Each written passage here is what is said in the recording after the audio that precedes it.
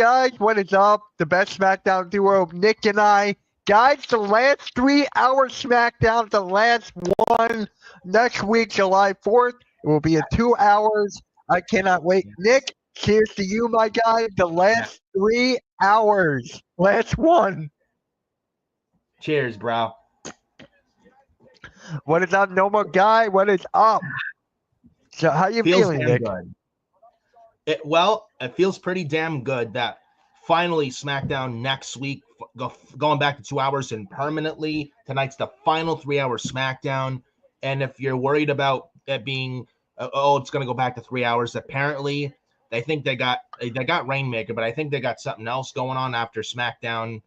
I get 10 p.m. So if you're worried about it ever going back to 3 hours, it won't. So it's there to stay at 2 hours starting next week. Thank fucking Christ. These 3 hour shows of SmackDown, a fucking absolute chore to sit through. I could barely stay awake doing this shit for 3 hours of SmackDown, and it's finally going back to 2 hours. Never go back to 3 hours for SmackDown ever again. And I know the show tonight was taped. Apparently they had issues because a camel chewed on the cord, apparently. So I saw that. I was like, what the hell? Gordon and Cody had a promo segment, and they had to cut it off like 30 minutes of a commercial because of that situation. But even with a tape show early today in Saudi because they're United Champions for tomorrow in Saudi Arabia, tonight honestly should show, and I hope everyone, a lot of people, I hope realize this. 3 hour SmackDown just don't work, and I hope they never go back to 3 hours ever again. Oh my God. They just don't have the roster for 3 hours. They have to borrow Raw talent to fill up a 3 hour show. This is why it needs to be 2 hours. And thank God they're going back to 2 hours next week. And on America's birthday of all days. So, 4th of July, Independence Day, and the day SmackDown goes back to 2 hours, I guess you couldn't ask for anything better, right? Because it was supposed to go back to 2 hours in mid-August, but apparently it's earlier than expected. I'll gladly take it. But speaking of which, I am probably, depending on my schedule, 4th of July, I might be going out for fireworks and shit or to dinner Friday night, so I'm not sure. It's not definite. I'll let you guys know. I might be on here for the SmackDown watch party on 4th of July next week. I'm not sure, but again, as soon as I find out my plans for 4th of July next Friday, I will let you know. If I don't make the watch party next Friday in a week from today, what I will do, and I've talked to Mitch about this, and I'm going to talk to Adam Carl. I completely forgot. Yeah. Thinking of Saturday night, sometime July 5th. Now, I work July 5th, 7 a.m. to 3:30 p.m.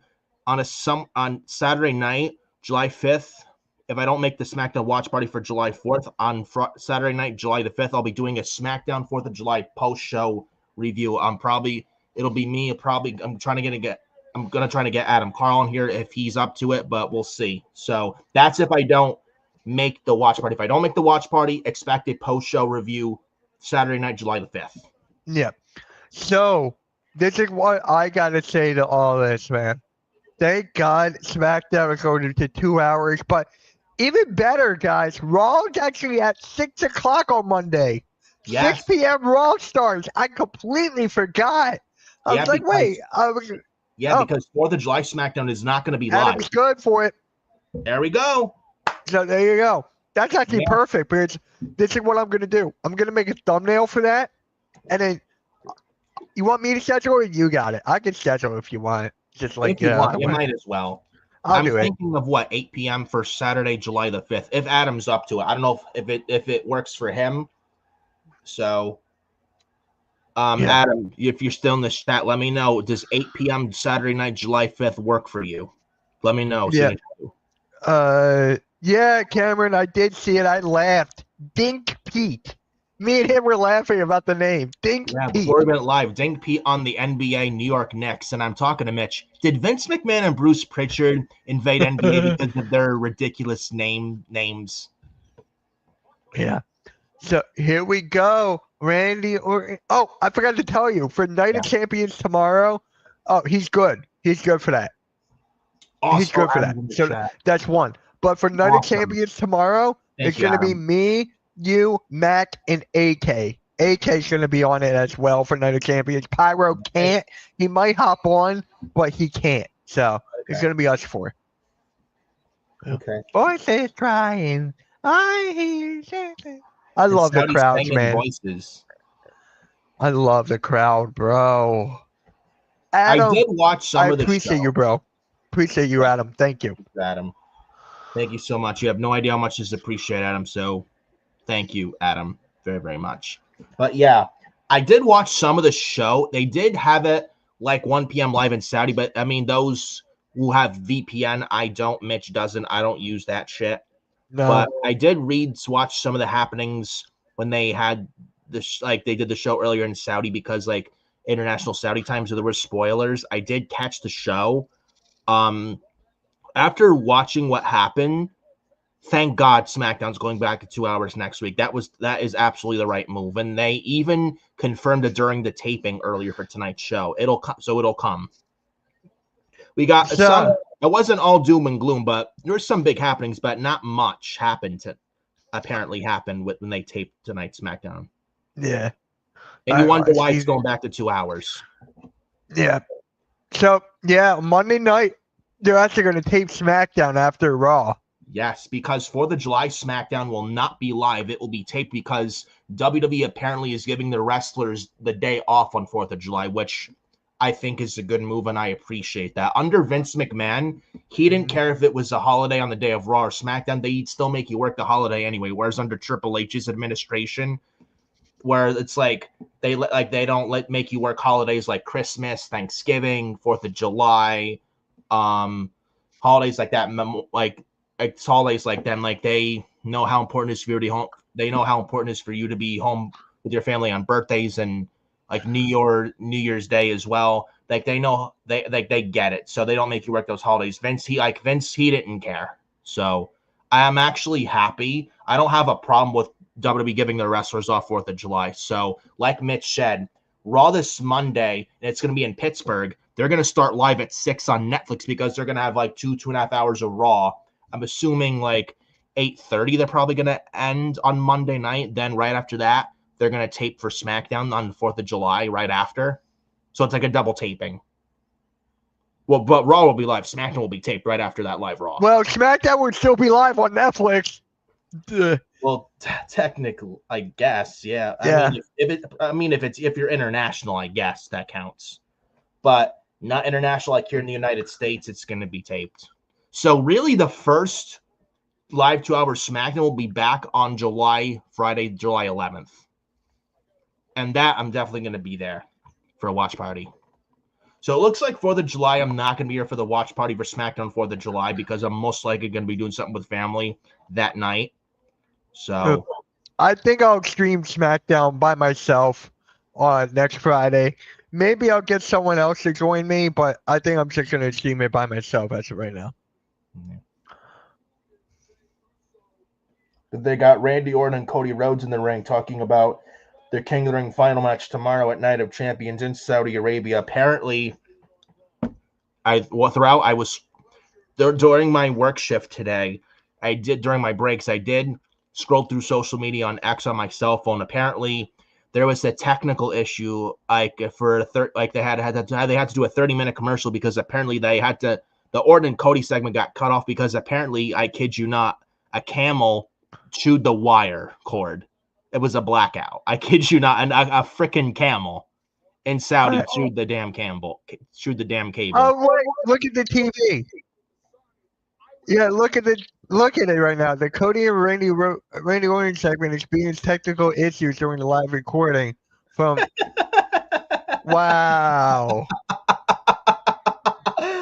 I don't know if to laugh, but I mean a freaking camel. Are you serious? An actual camel chewed the fucking cable, and that's how the technical difficulties apparently began. And I actually saw someone tweet out that Cody Rhodes got arrested.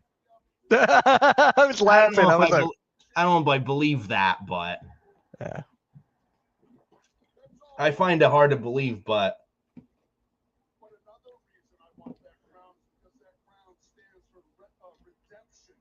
I'm watching the SmackDown thing with this live watch stream from my phone, And apparently, I don't know if you see it too, Mitch.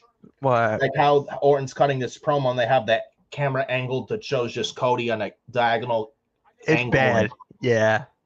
I think that's part of it. I think that's a difficulty. I think, if not mistaken.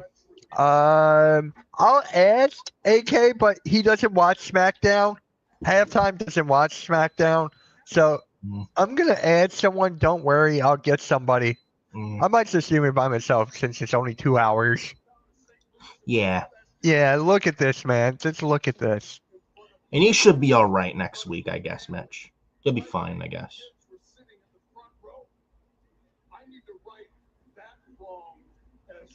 Imagine sitting through a 30-minute commercial, bro. Yeah. You know? Maybe this is Saudi telling WWE and SmackDown, good move, you're going back to 2 hours next week because this 3-hour SmackDown shit's ridiculous.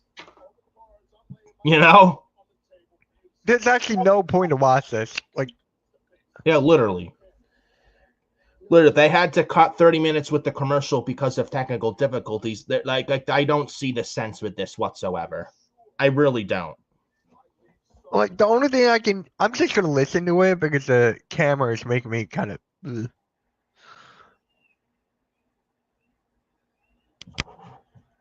Thank you, Wesley. Wesley shared this out. What's up, Wesley? Yeah. Oh, guy. Oh, look at this. No, it's a fake account. I thought it was actual Denise Salcedo in the chat. No, it's a fake account. It was made a couple weeks ago. Watch, I'll show you. Because I thought of for a second, I was like, is that Denise Salcedo? Look, I'll show you. Here, let me show you real quick. Go to channel. You ready for this? Yes, I'm ready. So, look. See? More about the channel. Okay, you click. It was made on May 14th. It was made a month ago. So it's not the real Denise Salcedo. No. Just letting you know. I caught you again. I got you again. Pittsburgh is going to be super busy. Have the Pickle Festival going on the same day as Raw. Yeah. Ew. We'll enjoy the Pickle Festival. Ew. I like pickles. I put pickles on my burger, my hot dog, my chicken sandwich. I pretty much put it on almost anything, man. Really.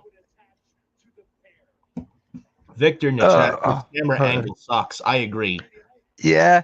Hey, Vic, have you been trolling halftime?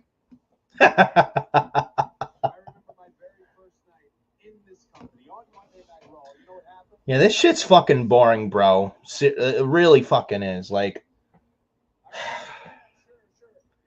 it's going to be a long night, but you know what?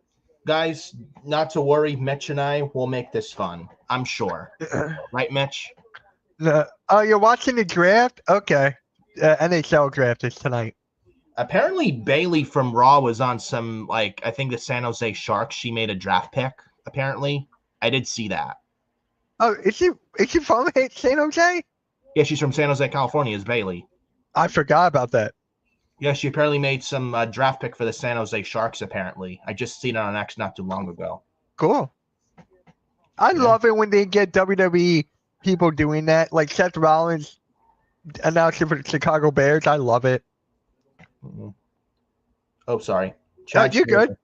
I only eat on pickle.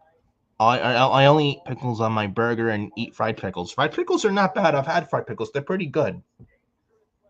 Not sure if you had fried pickles, Mitch. You should try them. They're pretty good and easy to make, but I've definitely had them. They're pretty darn good if you ask me. I take them just like I take them like most days, just like a mozzarella stick. That's one of my favorite appetizers. Love mozzarella sticks. That Italian. Me too. I love mozzarella. Mozzarella. Hey, shout out to AK and Joe for Hot Takes and Headlocks last night. It was a great show. Great job.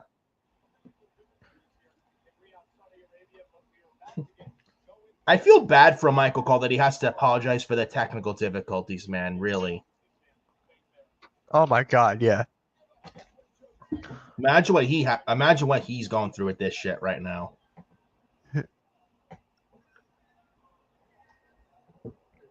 Normal guy said, "This is horrible. God bless us."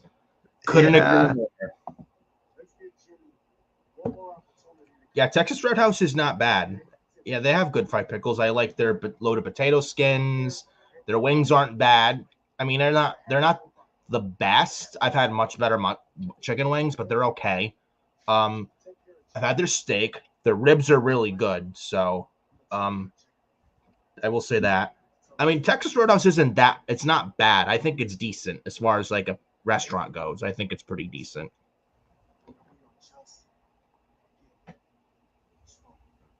think they also have like a bloomin' onion appetizer on the Texas Roadhouse, just like the Outback, which is also a good appetizer, by the way. Here's Jimmy. Look at this set, dude. I love Big it. Jim. Yes, yeah, I see it. It looks humongous, bro.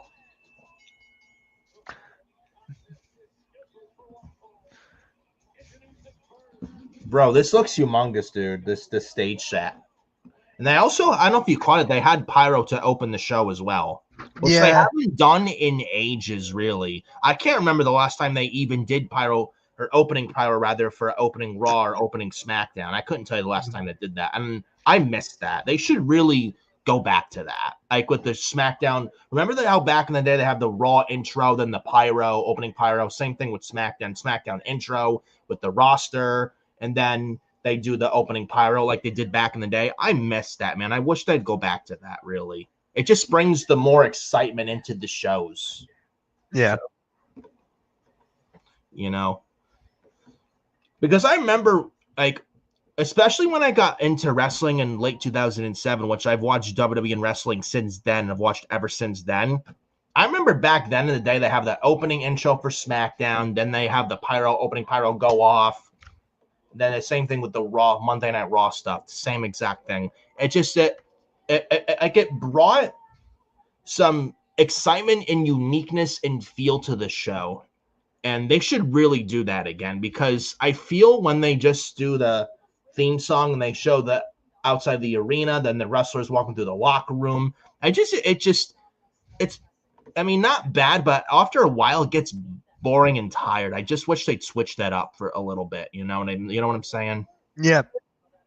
I agree with that. Yeah, I got JC for the win.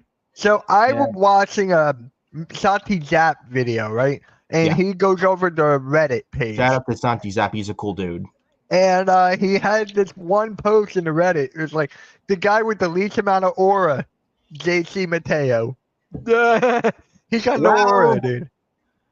I mean, he did get no reaction tonight. Yeah. Apparently, but I mean, he's a good wrestler, but I don't know what's going on, man.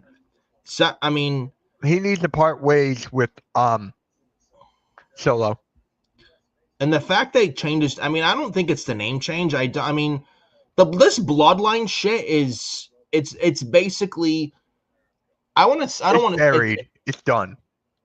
Well, I wouldn't say that. I would say past its expiration date. It's like a milk carton it's still in the fridge, but it's way past it, but it's past expiration date, and it's starting to curdle and spoil and smell bad. That's the bloodline currently at this time, and I feel like they just need to fucking end it. Whatever's left of it, it's not like what it once was. And apparently Hikuleo could show up at Night of Champions tomorrow and have Solo Sikoa win the U.S. title from Jacob Fatu tomorrow at Night of Champions. I like Hikuleo. I mean, I've seen his work in New Japan. The dude's pretty talented, but I mean, you got him. You're gonna have him, JC Mateo, Solo Sikoa, and then the Tongan brothers when they come back. I just don't know how I feel about that. Just the bloodline's not what they were like a year ago, 2 years ago, more than that. And I feel like it's on the bloodline is really on its last legs right now. I feel like it's on life support, this bloodline group. Yeah. I'm sure you probably feel the same way, Mitch, and the same thing with you guys in the chat. I'm sure you pretty much feel the same way that I do and that Mitch does. Yeah. So really quick, before I forget, Tuesday night at 8 o'clock, we have a very good episode for Queens of the Ring. We have a guest, uh, Kevin from Wrestle Trivia. Remember that Jeopardy video I told you about, Nick? Yes, I do. It's that guy. That guy's gonna hop on, talk wrestling with me and the ladies. So that will be Tuesday night after Phenomenal Breakdown. So speaking of Phenomenal Breakdown, WWE Vault. I don't know if you guys know that channel, but they released the AJ Styles documentary. So I'm gonna watch that this weekend, probably on Sunday, and so I can gather information on that.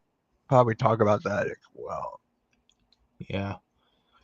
And then, obviously, with the watch party here for SmackDown tonight, tomorrow, 1 p.m., the Night of Champions watch along. It'll be me, Mitch, AK, Mitch, Mac. AK, and Mac for Yep. tomorrow's Night of Champions watch along. So that's going to be fun. 6 matches tomorrow. Should be a decent show, hopefully, with the Saudi show. I mean, Orton and Cody should be good. Punk and Cena should be very good. Hopefully the rest of the card delivers. I mean, going into these Saudi shows, there's not much excitement because I think just overall because of it's Saudi, but hopefully tomorrow delivers. So we'll see. No. Is it Orange Cassidy as a special guest or guest? No. No. It's like a yeah. Yeah, the bloodline, I agree. The current bloodline, I agree. It's like a dying sports franchise, just end it. Yeah. And Solo Sikoa, he's in the mid card. That's where he needs to be, but he's not. No one takes him legit or serious as a leader or main eventer. He's just not a main event caliber guy. He's just not. He's mid card at best. And I feel like, and Jeff Cobb's very good. I don't think he needs Solo Sikoa whatsoever. I don't think he needs to be paired with him.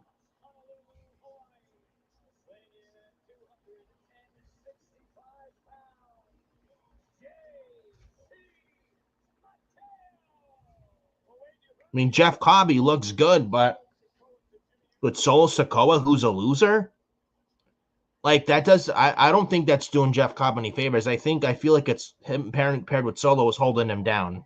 So when I was doing the predictions for Night of Champions with the girls, I called that there's going to be someone debuting for Solo's group, but Fatu is still going to win. That's what I had. So maybe Hikuleo, maybe, and then you push that to SummerSlam. You know, he's been signed for a year, but not on TV yet. Probably the wrong place, wrong time last year. But now, recently, he's had main event SmackDown dark matches before SmackDown, and he might be finally debuting on WWE television tomorrow to replace Jacob Fatu in the Bloodline. But but yeah, I think he is probably going to factor in the U.S. title match tomorrow. I was going Jacob Fatu to retain. I'm still going to stick to it. I was going to say Solo winning because of Hikuleo, but maybe Hikuleo debuts after.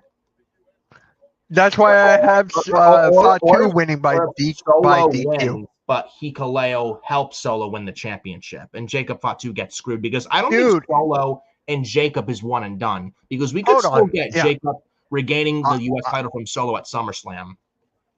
Yeah, me too. But, dude, is the camera still off to you, or is it normal?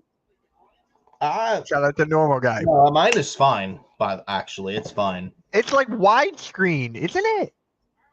Mine is widescreen. No, mine's all right. Mine's is not in the widescreen. Mine's okay.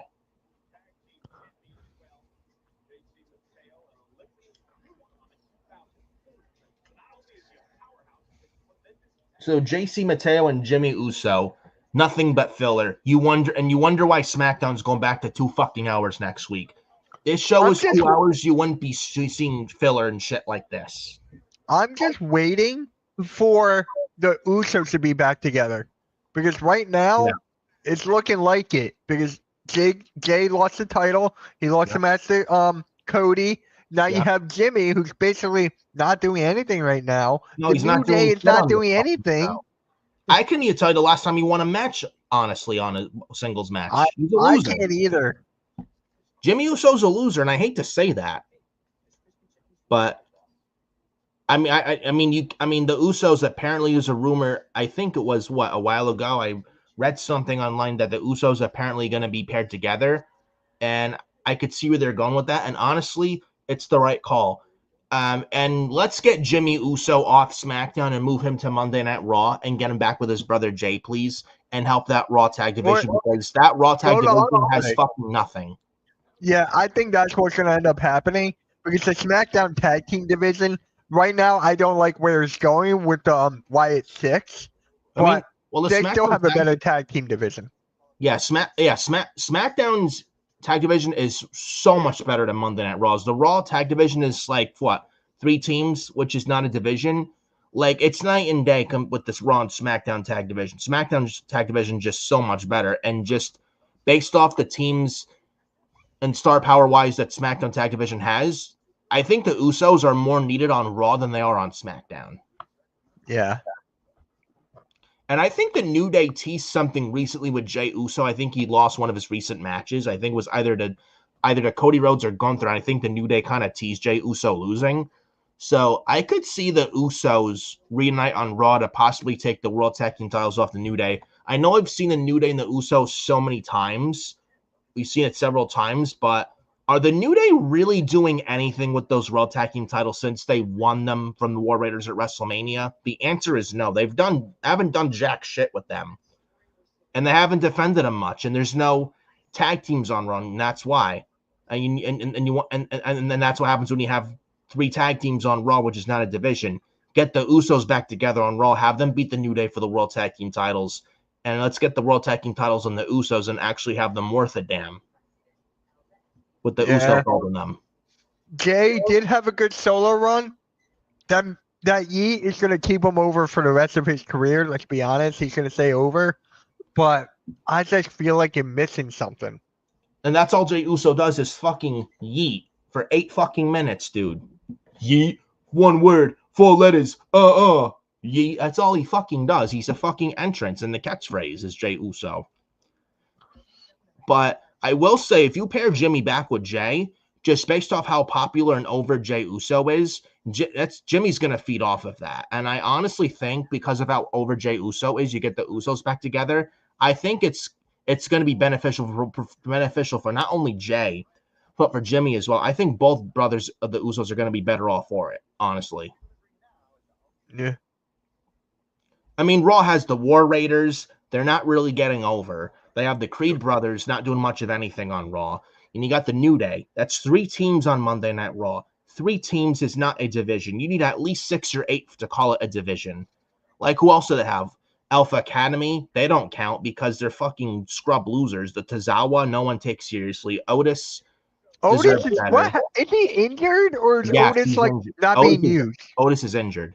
Apparently, he's on the injured list. I read the other day he's on the injured list. He's dealing with Speaking of injuries, Chad Gable's out. Yes.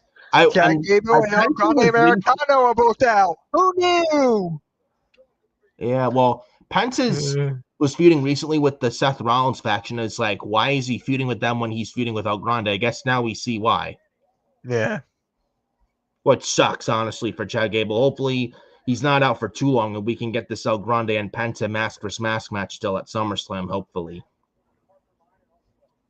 But we will see. But I wish Chad Gable nothing but a speedy recovery. Hopefully, his injuries are not that serious to keep him out for long. So, wish him nothing but the best in a speedy recovery. Hopefully, gets back quick and soon and healthy. So, I wish Chad Gable well.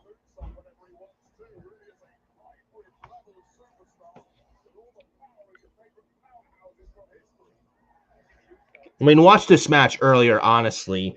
Jimmy Uso and JC Mateo. I think we all know who is winning this one, which is fucking predictable. Even after this taped episode of SmackDown, it's just, again, filler.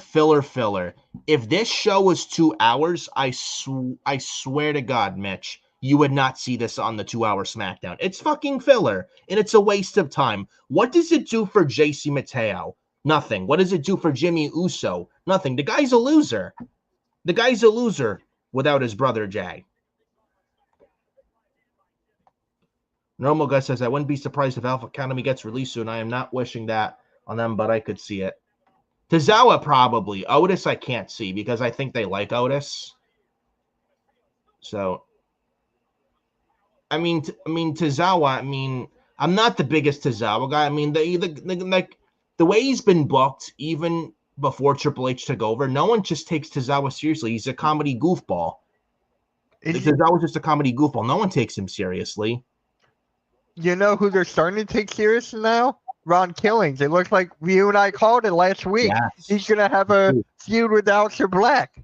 And apparently there were rumors that, what was it, PW Insider, I think, even said that apparently management's very happy with Aleister Black, and they're going to move him up the ranks on SmackDown. So he's not going to Raw. Even if they have a draft after SummerSlam this year, he's not going to Raw. Neither. It looks like they're going to give him a big push on SmackDown and push him up the main event and create a new star in him. I like it. Yeah, and Ron Killings does not get hurt by it at all. He is fine where it is, so I love it. It's a win for both sides, honestly. And it's a nice mid-card on SmackDown. Aleister Black, R-Truth, Damian Priest is also involved in this shit with Truth and Black. And if you watched before they had this taped episode here for this show at SmackDown tonight, 8 p.m. in the U.S., because it came earlier. Toilet Islands, who gives a shit? JC Mateo wins, who cares? Waste of time. If you missed that, if you missed this shit with Mateo and Uso and Jimmy, you missed nothing, really. But going back to Aleister Black, the fact that R-Truth is just universally loved and everybody loves him and that stuff, and Aleister Black feuding with an over-beloved babyface and R-Truth, and I like Aleister Black, but I don't know how you feel. Would you? Oh, wait, hold on.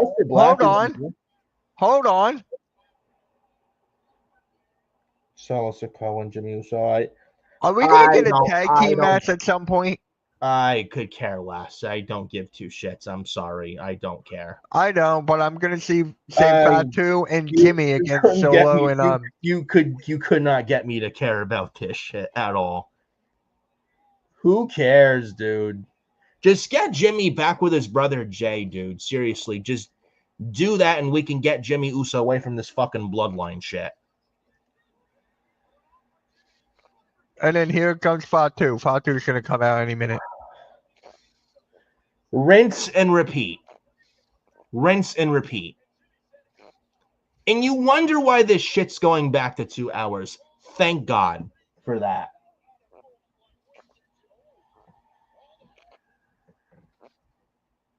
Hold on a second, guys. Oh, good. Hey, look, it's Blaze. Hi, Blaze.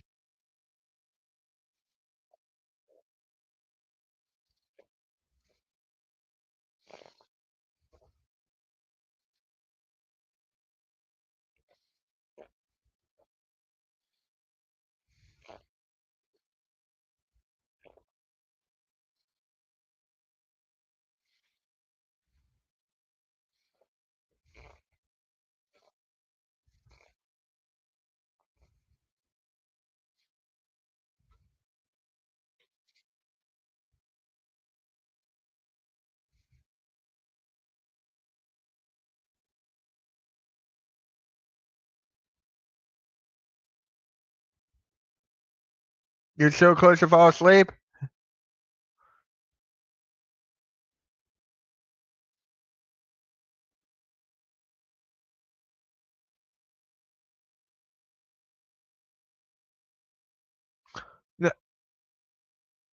No, something's got to happen here. And I am back, guys, and I see Jacob Fatu and Jimmy Uso taking care of business against Solo Sikoa and JC Mateo. A normal guy, I do not blame you one bit, bro. I am so close to fall asleep. I'm with you. Uh-oh. Hold on. Fatu is standing tall.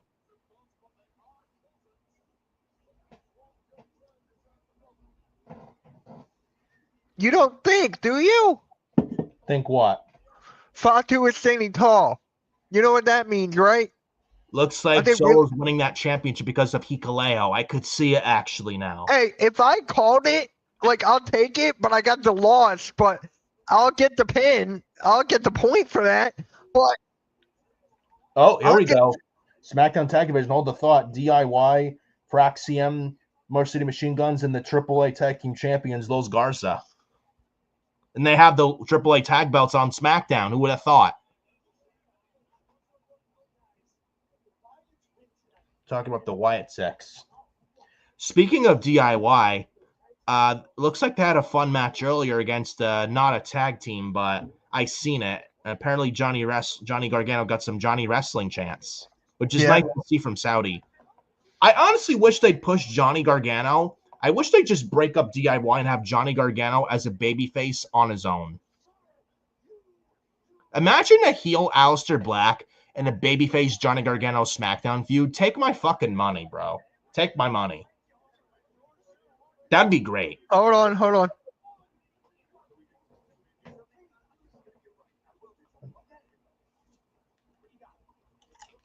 Andrade.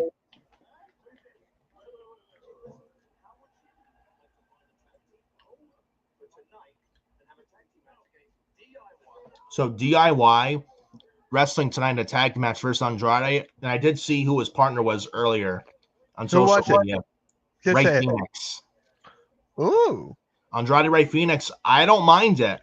And honestly, I like saw that. their, and if you see their entrance, I've seen their entrance, man. Cool stuff. But I envision if they're pairing Andrade and Ray Phoenix as a tag team, I don't mind it. And the reason I don't mind it is because I think it could potentially lead to a story down the line where Andrade turns heel, turns on Ray Phoenix, and how Zelina Vega lost the women's U.S. title to Julia on the show. I'm going to say it. Julia is officially the new women's U.S. champion. Thank God for that. With Zelina Vega losing the women's U.S. title to Julia tonight on SmackDown, what if Andrade and Ray Phoenix, if they're going to be a pairing going forward, we eventually get Andrade turning heel on Ray Phoenix, then we turn Zelina Vega heel, and on SmackDown we get Andrade and Zelina Vega back together, like how they were pairing in NXT Black and Gold. And we get Andrade and Zelina as a heel pairing again, feuding with Ray Phoenix on SmackDown. I love that. Who is she going to be up against at SummerSlam? Zelina Vega again? Actually, I think this is where they go. Hear me out. Hit me. Julia and Jordynne Grace at SummerSlam for the women's U.S. title. Apparently, Jordynne Grace. She did not get called up yet. There was a rumor not long ago that Jordynne Grace was apparently going to SmackDown and Stephanie Becker was to Raw. I don't think they're moving Jordynne Grace up to SmackDown yet. She is wrestling JC Jane at Evolution for the NXT Women's title. Right. I can't. If Jordynne Grace loses to JC Jane, then I can see Julia and Jordynne Grace for the women's U.S. title at SummerSlam. Absolutely. Also, you got to think about they have NXT Grand American Bash the day before July 12th. Who's to say they don't have Blake Monroe beat JC Jane for the title at the Bash, and then we get the next night at Evolution instead of JC and Jordan, we get Jordan and Blake Monroe for the NXT Women's title at Evolution. That sounds a lot better than JC and Jordan at Evolution, I can tell you that. So who's to say? And Jordynne Grace and Julia for the women's U.S. title would be fucking awesome. They had a very good match on NXT. The very last match Julia had on NXT was against Jordynne Grace. I watched the NXT. They had a banger match on the NXT show, both Jordynne Grace and Julia. And I'd love to see that again on SmackDown, but this time for the women's U.S. title. You want to get the women's U.S. title elevated to where it needs to be? There you go right there. Mm-hmm. Like the women's U.S. title, like involved with people like Julia, Jordynne Grace, that's going to get the women's U.S. title to where the women's ICE titles right now, and you see it with Lyra, Becky, and Bayley and what they're doing, which I'm enjoying with those three ladies on Raw. Chelsea Green as women's U.S. champion didn't work. Zelina Vega, women's U.S. champion, did not work either. No better. Women like Julia as women's U.S. champion and Jordynne Grace, that's going to get the women's U.S. title to where it needs to be. Because with Zelina Vega, when she held it, it did nothing. I honestly feel like it made the title worse because Zelina Vega is just not a good wrestler. She is a manager. You know what? Honestly, Zelina Vega, she's a manager, not a wrestler. She needs to be a heel and not wrestle anymore. Be a heel, be a manager, stick to it, stop wrestling in the ring, and just manage Andrade like she did in NXT Black and Gold. They were a great pairing in Black and Gold. Yep. I was at the NXT TakeOver Brooklyn 3 where Andrade wrestled Johnny Gargano, and that opened that TakeOver. I was there almost front row there live. That was a great fucking match. I remember that so well. And that was when Andrade just got paired with Zelina, and Andrade, I think, beat Gargano on that show, and that was a great fucking match. So I'd like to see an Andrade and Zelina Vega reunited heel pairing on SmackDown feud with like Rey Fenix, Damian Priest, R-Truth, Aleister Black, Johnny Gargano again, relive their NXT Black and Gold days. Even Johnny's and Andrade's TakeOver Philly match at Royal Rumble 2018 weekend. You know, Zelina Vega I feel like is very miscast right now. Yeah. I can see that. Yeah. I love Zelina Vega, dude. I'm a huge fan. I'm just looking forward to see what. Obviously, they're gonna have a rematch. Obviously, I think that will be at Evolution, and then, yeah, I'm sure you'll probably get fans complaining, oh, well, Chelsea Green teased the match with Zelina Vega. She never got her match. Or the Secret Harvested. Why aren't we getting it? And Julia is all of a sudden women's U.S. champ before that happens. How could you rob us of that? Nobody wants to see Chelsea Green and Zelina Vega again. Nobody. Their match fucking sucked at Saturday Night's Main Event a month ago. Who in their right mind wants to see that fucking shit again? Not me. Not me. It's time to get the women's U.S. title to where it needs to be. So thank goodness they gave it to Julia tonight. That is the best decision they made today. And the best thing, like the best decision the best decision they can make, and honestly the best thing for the women's U.S. title. And Julia is going to make that title mean something. I'm telling you now. And you damn well know they're going to push Julia to the moon. They even promoted it so much after she won when they taped it earlier. And Julia hasn't even won the women's U.S. title just yet. It's crazy. So you could tell Triple H and WWE are very high on Julia. yeah, as they should be. They should. Could you imagine? And I was actually hoping Stephanie Vaquero on SmackDown just like Julia could, because imagine we got a women's U.S. title SmackDown program with Julia and Stephanie Vaquero. Imagine. That would have been so good, man. I would have loved that. Because I feel like they have unfinished business and have a score to settle, honestly, both Stephanie and Julia. So just my opinion on that. But again, the women's U.S. titles on Julia, absolutely the right decision. I don't care what anyone says. Zelina Vega was not a good women's U.S. champion. The belt had to come off her. She wasn't getting any reaction, and it was time for her to lose. And the experiment wasn't working. Now it's the women's U.S. titles going to Julia, a female wrestler who's going to make that title prestigious finally and mean something finally. Hold on? Did you see the Stephanie Vaquero on Sheamus' channel? Did you see that? I did, yes. That was funny as hell. That was great. Doing the twerk. That was great. I'm like, how old is Sheamus? He's got to be up there, right? It's got to be like, what, 45? And he doesn't look the age either. It's got to be almost 50, I think, actually. 45, yeah. mid-late I'll 40s. tell you. 47. And he doesn't look 47 at all. He looks great for his age. I think he's I thought he was like in his late 30s. No. Well, in the late 2010s, he did turn in 40, but he doesn't look or move his age at all. And still going very good for his age.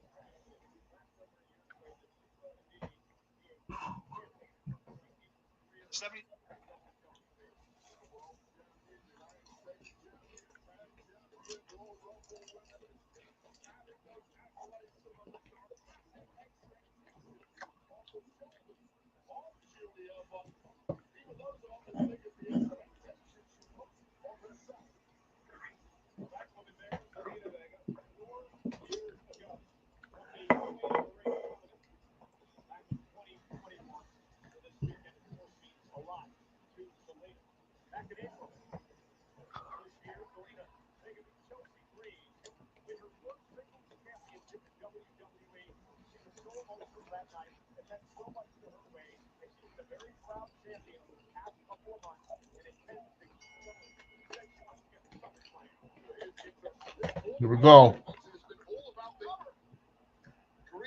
Oh, that was a nice roll through counter from Julia, man.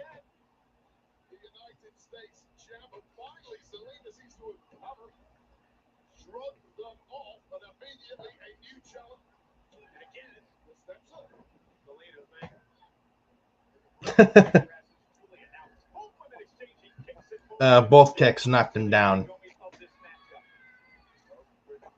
Julia and Zelina Vega back up. Match slam from Julia.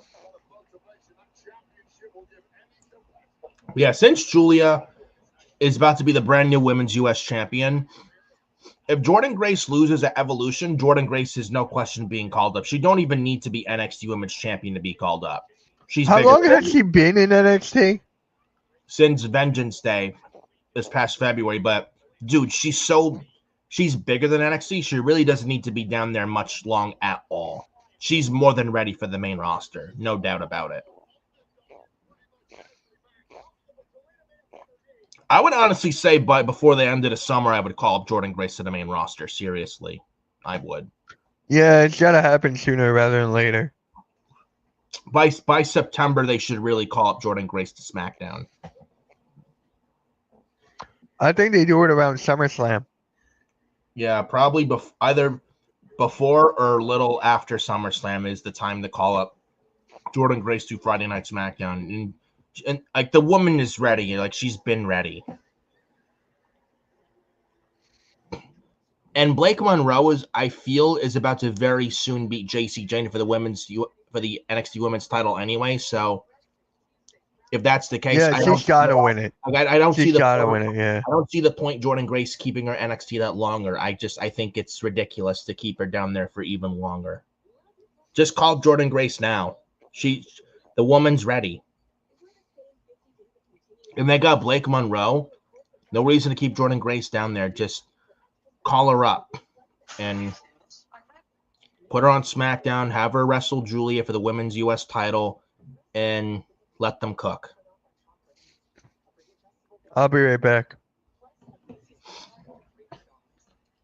But unfortunately, folks, we are on we're on a commercial on this SmackDown. Sadly. But I mentioned Aleister Black a while ago. I want to get back to that. So apparently, I think it was PW Insider reported the other day that apparently WWE's been very happy with the Aleister Black reactions and the merchandise he's selling. Apparently, Aleister Black is going to get a very big push on SmackDown, and they're going to move him up the high ranks, and he's going to be a main eventer, and they're going to make a new star in him on SmackDown, which I like a lot. I think that's great. You can tell how, and he's a big Triple H guy, so I'm not surprised. So with that being said, like an Aleister Black, I mean, I like him as a tweener face, but I think he's better as a heel. I mean, honestly, as a heel with Aleister Black, I think is the best thing.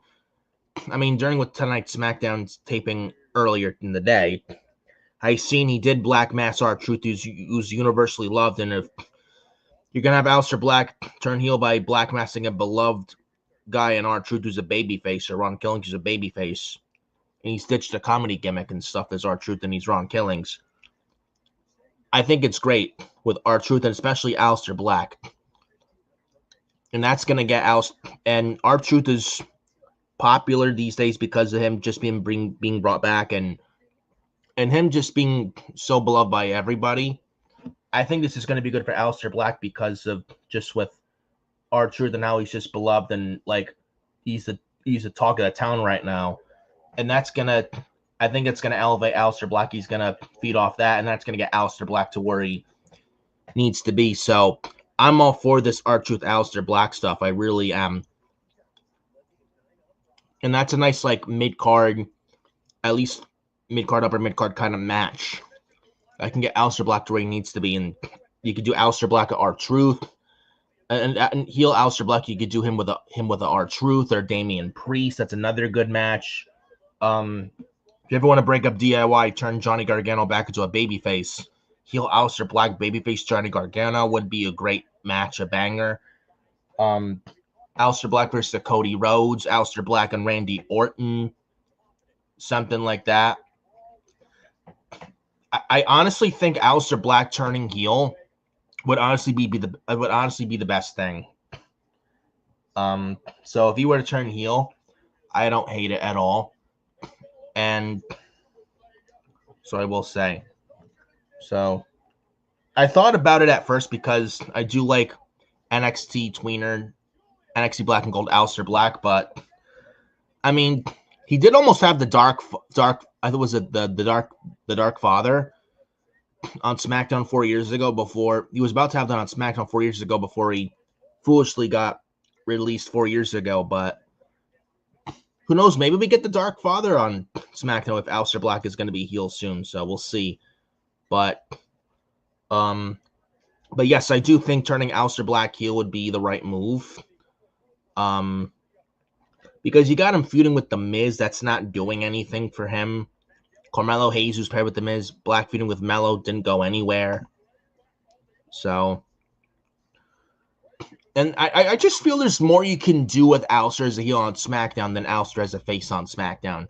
And you can always turn him face again down the line, but I feel like just turn him heel, get him to where he needs to be so he can get to the level where he should be at. And you can always turn him face or tweener again like he did LA Knight when he went heel in late 2022 on SmackDown, and you see how over as a face he is now. You could see that same thing with Aleister Black, man. So, like, sometimes to get over to the point where you should be at on the top level in WWE, you have to kind of go to that dark side to be a heel, go through that heel phase, and then once you're over enough, then they can turn you face again and then you're much better off for it. So Roman Reigns went to that same thing. He was a heel for 4 years, and look where he's at now. And he's one of the most over guys in the company. So Aleister Black turning heel, I don't see it as a bad idea. I don't think it's a bad idea at all. So I honestly think it's the best thing for him. So I'm sure you guys may feel the same way. I don't know if you do or not. Let me and Mitch know in the comment section, but that's how I feel about Aleister Black. Adam Carl in the chat. He says Chad Gable is scheduled to undergo shoulder surgery next week. El Grande Americano will also be out of action too. Gracias. Damn.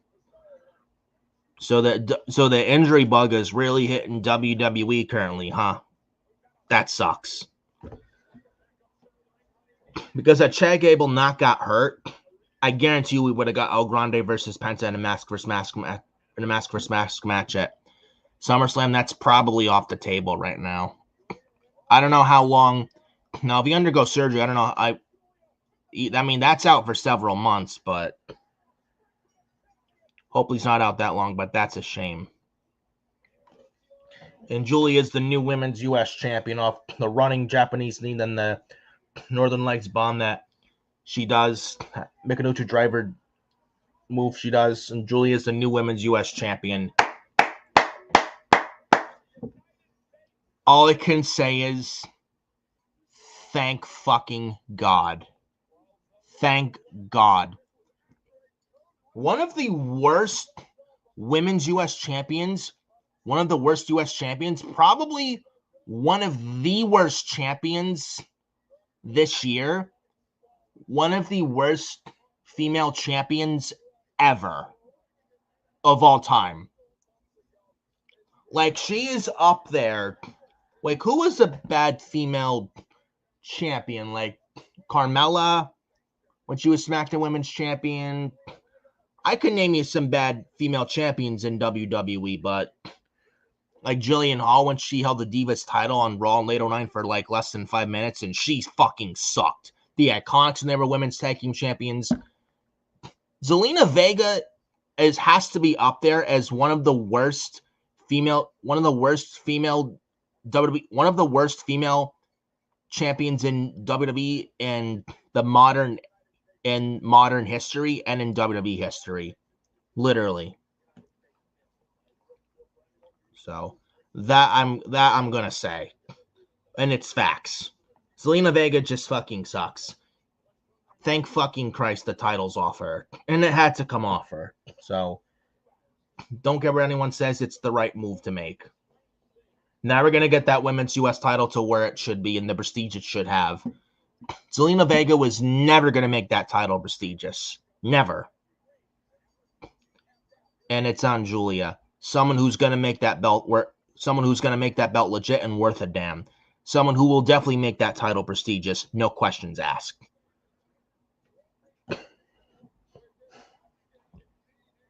And Adam Carl says, so this means Algrande vs. Penta will be delayed till at least end of the year, start of 2026.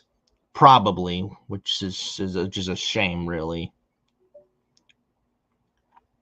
Yeah. I am back. I mean, if Chad's going to be out that long, that sucks. Apparently, Adam Carl said in the chat, Mitch. What was that? Oh, yeah. I saw that. That sucks. If that's true, that's a shame. Why did he say hi there, Denise? Probably because he thought it was the real Denise Salcedo, but... Oh! Yeah, that's all right, though. Don't worry, Adam. That's not the real Denise Salcedo. It's a troll. It's a fake. Yeah. It's a fake. Oh, man. We're first hour into this 3-hour fucking shit show Smackdown. What is up? Zelina Vega is a former queen of the ring, and now we'll probably have Jade win tomorrow. Don't fucking remind me of that, dude. That Queen's Crown in 2021, that was fucking awful.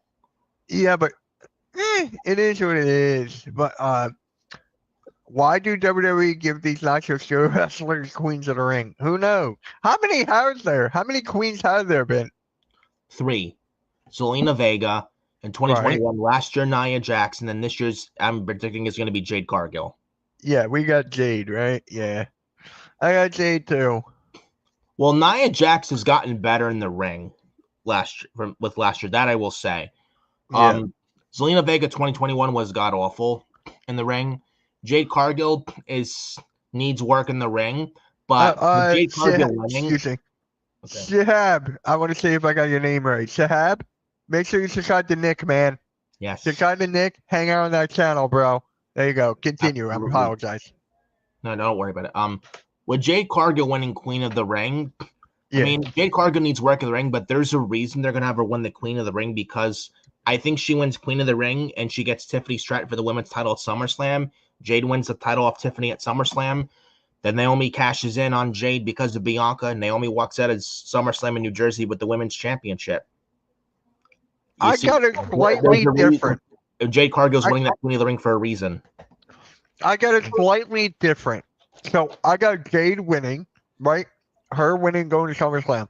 Yes. I have Naomi cashing in before SummerSlam, and then you have Naomi and Jade then. Well, what do you do with Tiffany Stratton on the SummerSlam show? You're not going to leave her off the show. No. Think of something. Or maybe add a triple threat match, I guess. That's possible. Tiffany, you can do it that way too. Naomi. That probably would sound better than Tiffany versus Jade one-on-one. Because you got Tiffany and Jade. I mean, you got Naomi and Tiffany Stratton who can carry Jade Cargill. Because I don't know if Tiffany Stratton can really carry Jade Cargill to a one-on-one match, to a good match. I don't know. I don't know if Tiffany Stratton's really that ringleader at this point in her career that she can bring Jade Cargill to a decent match. Yeah. Like Becky Lynch, someone like Becky Lynch, I can see, but I don't know about Tiffany Stratton at this point in her career.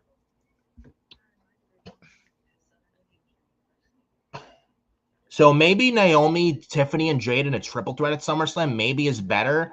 Naomi goes into SummerSlam as champion, and maybe if they go that route, maybe that's where we see. Then if now that's what they do with, we could still get Bianca going heel at SummerSlam, helping Naomi retain against Tiffany and Jade at SummerSlam. That could be another route. Yep. Because remember, the factor is Bianca Belair. I think Yes. she's going heel and joining Naomi because remember, last December, Jade Cargill got taken out in the parking lot. Naomi said she took her out. But Naomi, if you watch the Smackdown after the Chamber this past March, Naomi said to Bianca, I did it for you. I think Bianca has something to do with that Naomi attack on Jade Cargill late last year. So. Can you read it? I'm eating. Yeah, no problem. I know it's not like a solid rule, but for the Royal Rumble and Money in the Bank, we usually have the male and female winners from opposite brands. So for King of the Ring, if Cody wins tomorrow, I wouldn't mind Asuka winning. I would not be upset at all if Asuka wins, but I just see Jade Cargill winning. I just cannot see Jade Cargill losing tomorrow. I'd be shocked if she does lose to Asuka. Mm-hmm. Hey, listen, I'm going Jade Cargill winning, but if it goes to Asuka, I'd be very, very surprised. If it's Asuka, I would love it. Because Asuka needs more of a boost, in my opinion. I would rather because she's been out for so long. Yeah, I would. If it was up to me, I'd have Asuka beat Jade, but I do think Jade's winning. But there's a storyline, long-term booking, like logical reason for it because of the Naomi and Bianca factor in the Money in the Bank. That's why they're doing it. And then let me say this, right? We talk about the storytelling. Yes. There's no story between Io Sky and Asuka, really. Well, actually, they were in Damage Control, though, and they did tease a backstage thing on Raw, though. And Asuka seemed very aloof and standoffish talking to Io Sky backstage. So Io Sky mentioned Damage Control, and then Asuka's like, Damage Control's dead. So Asuka did tease a little standoffishness with Io in the back in the locker room. So, I mean, Asuka and Io Sky at SummerSlam, I wouldn't mind it. They could still do that, but I don't think Asuka needs to win the Queen of the Ring either to get there. We could still very much get that direction for Io and the Women's World Title at SummerSlam. And you could have Asuka go heel, turn on Io, and that's how we get the match at SummerSlam. And you could have another factor in the story, Kairi Sane, because she's best friends in real life with Io. Now, who does Kairi choose, Io or Asuka?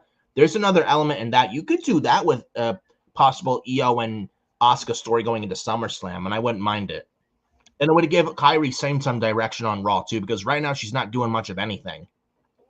Right. I want to read this guy's comment, too.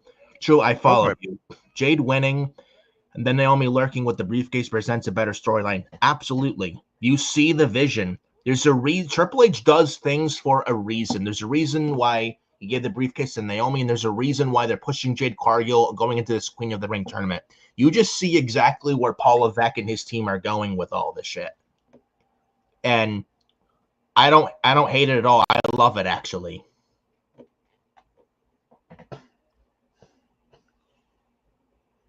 Here's Jade. And hopefully with Asuka and Jade Cargill tomorrow, I'm hoping Asuka can bring Jade Cargill to a better match than Roxanne Perez because, my God, Roxanne and Jade. That was good. That was good to a degree.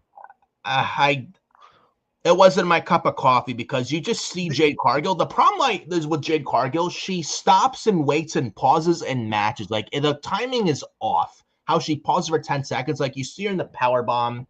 Giving Roxanne powerbomb, she pauses for 10 seconds. It's like she just doesn't know what to do in there. That's the problem I have with Jade Cargill. And that's what she needs to really work on outside of her mic skills. Like, Jade really needs work. The potential's there, but she has work to do. Like Zelina Vega, I feel Jade is also very miscast. I feel like she should be a heel. Yep. Turn her heel and give her a mouthpiece. They're not going to turn her heel in the future because she's going to feud with a heel Bianca and heel Naomi in the very near future over the next several months. But honestly, I mean, if it was up to me, if I had the power of the pen, I would have Jade as a heel and Naomi as a face, honestly. Mm-hmm. I just think Jade Cargill's very unlikable. I don't know how you feel. She just comes off very unlikable. Who's that again? I'm sorry. Jade Cargill. I mean, she was a heel and had a manager when she was in AEW.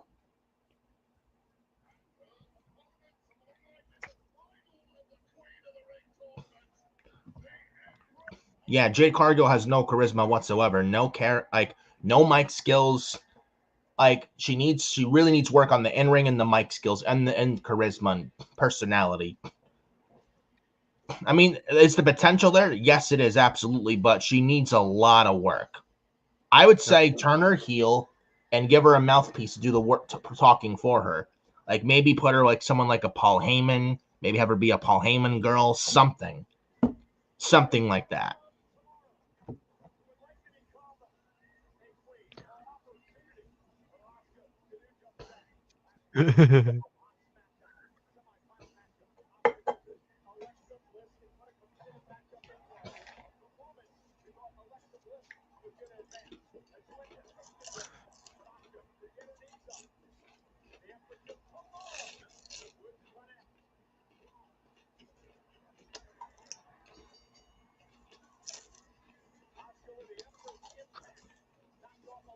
What did I miss with Alexa Bliss and Charlotte? Nothing. Nothing. Just chit-chatting backstage. Blah, blah, blah. Meant nothing to me.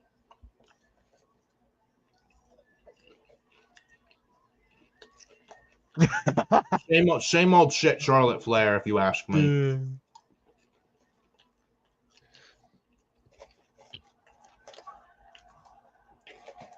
You know what still bothers me to this day? It's going to bother me for a while. When Becky versus Asuka at WrestleMania, Becky won, and then she gave her the title the night after on Raw.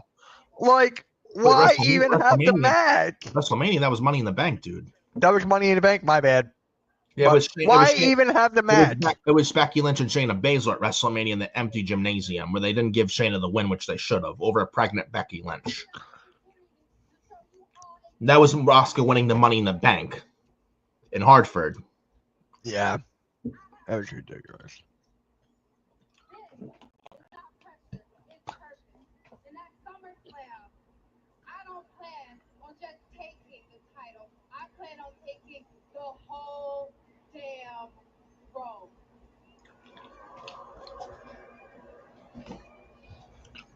Jade is awful on the mic.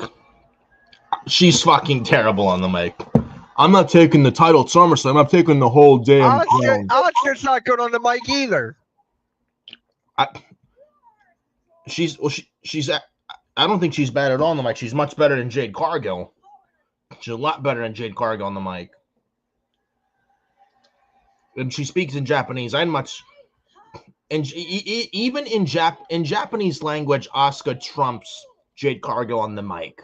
No questions asked.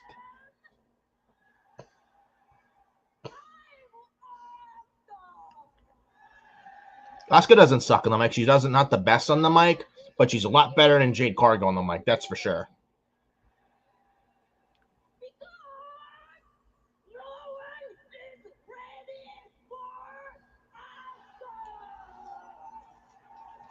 Asuka got a nice reaction tonight too. Here's Naomi. So Randy Orton got a nice reaction. Cody Rhodes, Asuka got a nice reaction tonight. Jacob Fatu, I think, as well got a nice reaction also on tonight's show. But Naomi getting booed. I think Jade Cargill got some boos too, I think I heard. Scrolling through social media earlier before the show.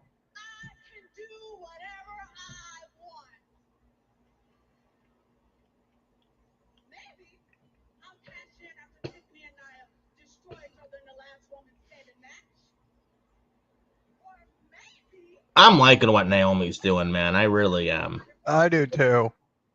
She's great. When you guys have Charlotte and Alexa team up and make the tag team, the tag team, The women's tag team division is so dead. Not even that can help it. Not even that. Dude, there's 0 fucking teams in that women's tag division. What's the point of having Charlotte and Alexa tag together? I would just burn the fucking women's tag titles if you ask me. No teams. And those belts are fucking worthless. They've been worthless since they were introduced in 2019. They mean fuck all, and they don't mean shit. Just have a bonfire, and I'd gladly burn the women's tag titles. They're fucking useless.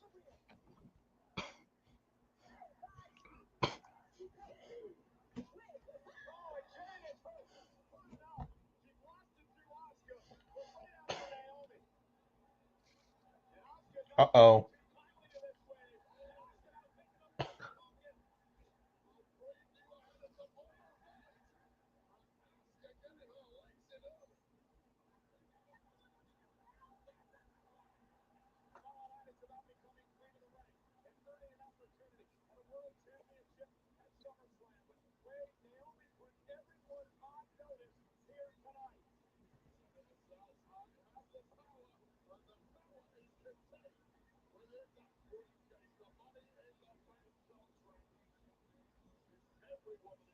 Yeah, Maxine Dupree and Natalia. I think they're gonna be the next tag titles at some point down the line. Apparently the Dungeon Dolls. What a fucking awful name. You thought, who was that guy in the NBA Knicks? The NBA New York Knicks. Who's that guy? Dink Pete. Dink Pete. Dink, Oh, look, Pete. here's Aleister Black. There we go. Something worthwhile on this show. Ah! I'm driving now. Ron Killens.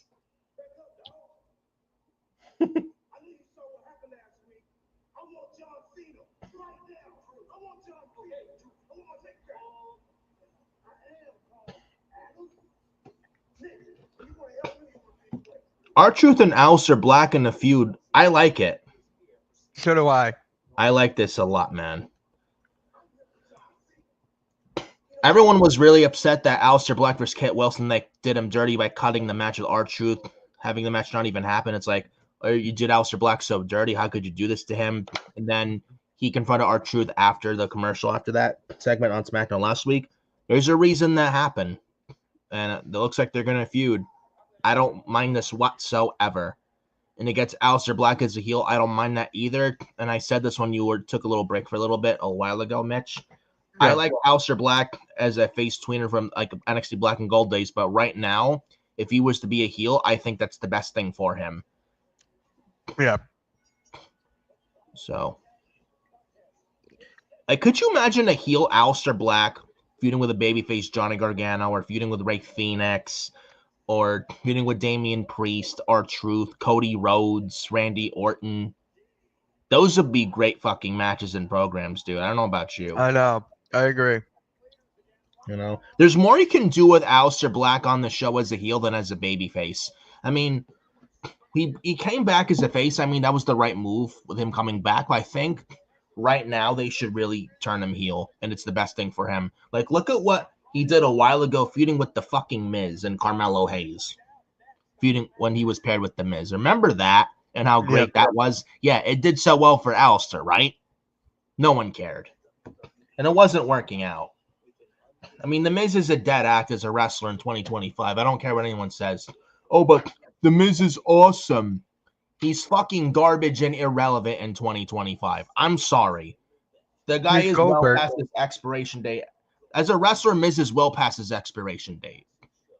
The guy just, he's not interesting as a wrestler these days. He's not. Guy hasn't been relevant in, what, 6 years? More than that? 8 years?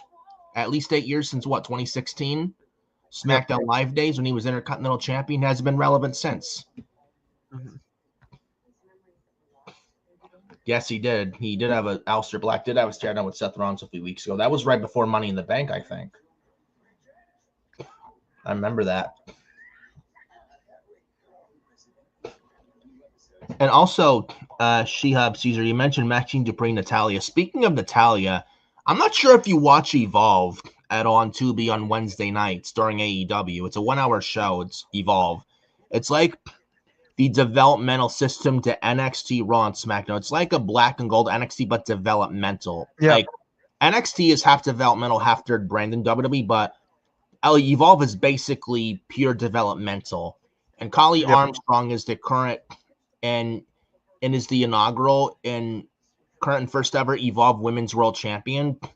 It looks like an Evolve we're going to get very soon, Natalia versus Kali Armstrong in a match for the Evolve Women's Championship. So, and if that's going to happen soon on Evolve, that would be good. I like to see that. And Kali Armstrong, I don't know if you watch Evolve, she's very good.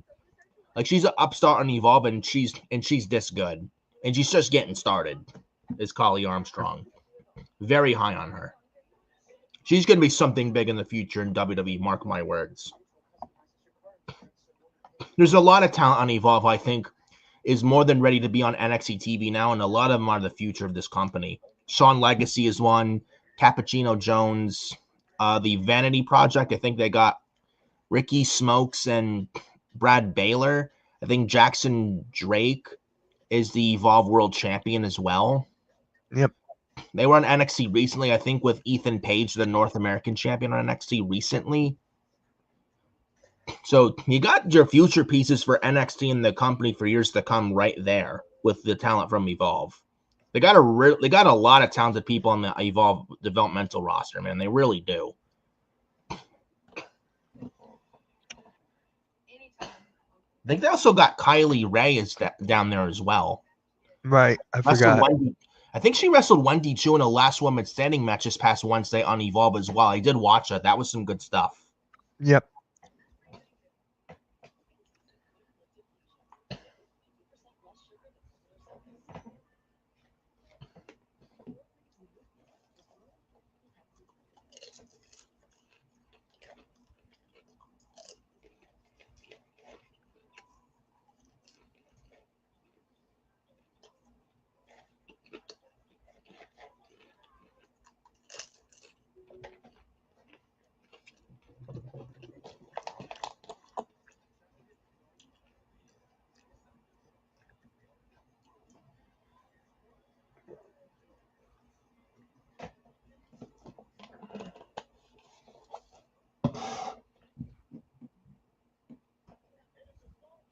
I can't believe we're an hour and a half into this fucking show, and the show feels so fucking dragging tonight.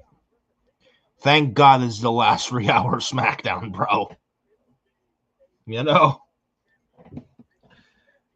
And you don't have to complain about it's 11 o'clock, I'm going to bed. By the way, Mitch. Hello? Yeah, I'm here. Okay. I was just reading something.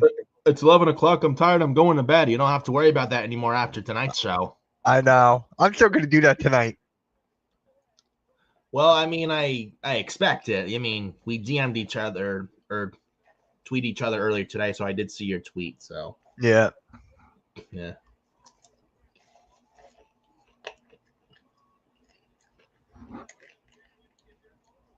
And we got DIY versus Andrade and Rey Fenix. It should be good. What's the next title match? I know there was like 3. Street Profits and the Wyatt Six for the WWE Tag Team titles. Right. Last women's standing match for the Women's Championship, Tiffany Stratton versus Nia Jax, which I believe is main eventing tonight's show. No, I thought Punk and Cena were. The main event segment. Match with Tiffany and Nia.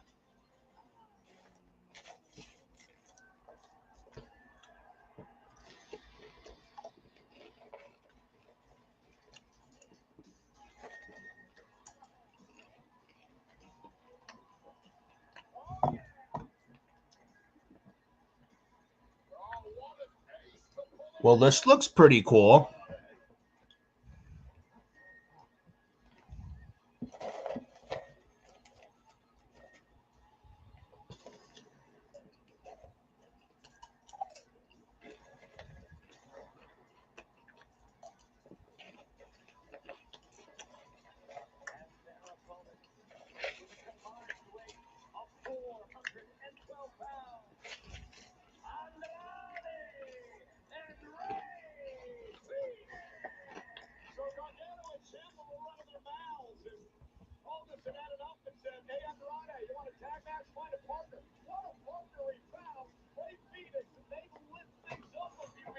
again, like I said earlier, if Andrade and Rey Fenix are a tag team, like for now at least, I don't mind this pairing. If at least Andrade turning on Rey Fenix. Yeah. But if they're a pairing now, at least for now, at least for a while, then I don't mind this. And they actually look good together. Not bad.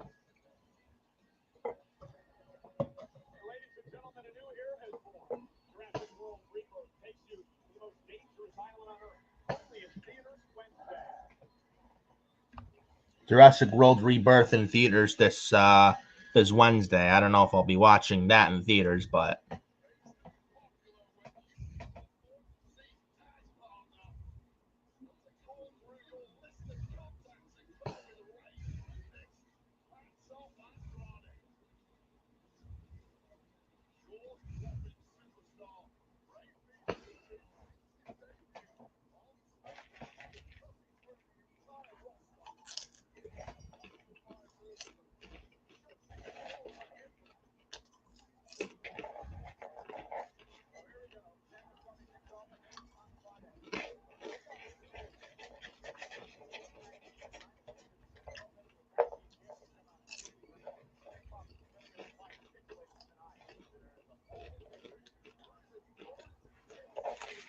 All right.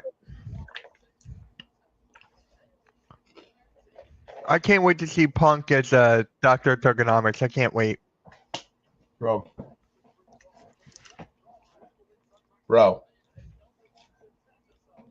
Yeah. Can't wait for this shit.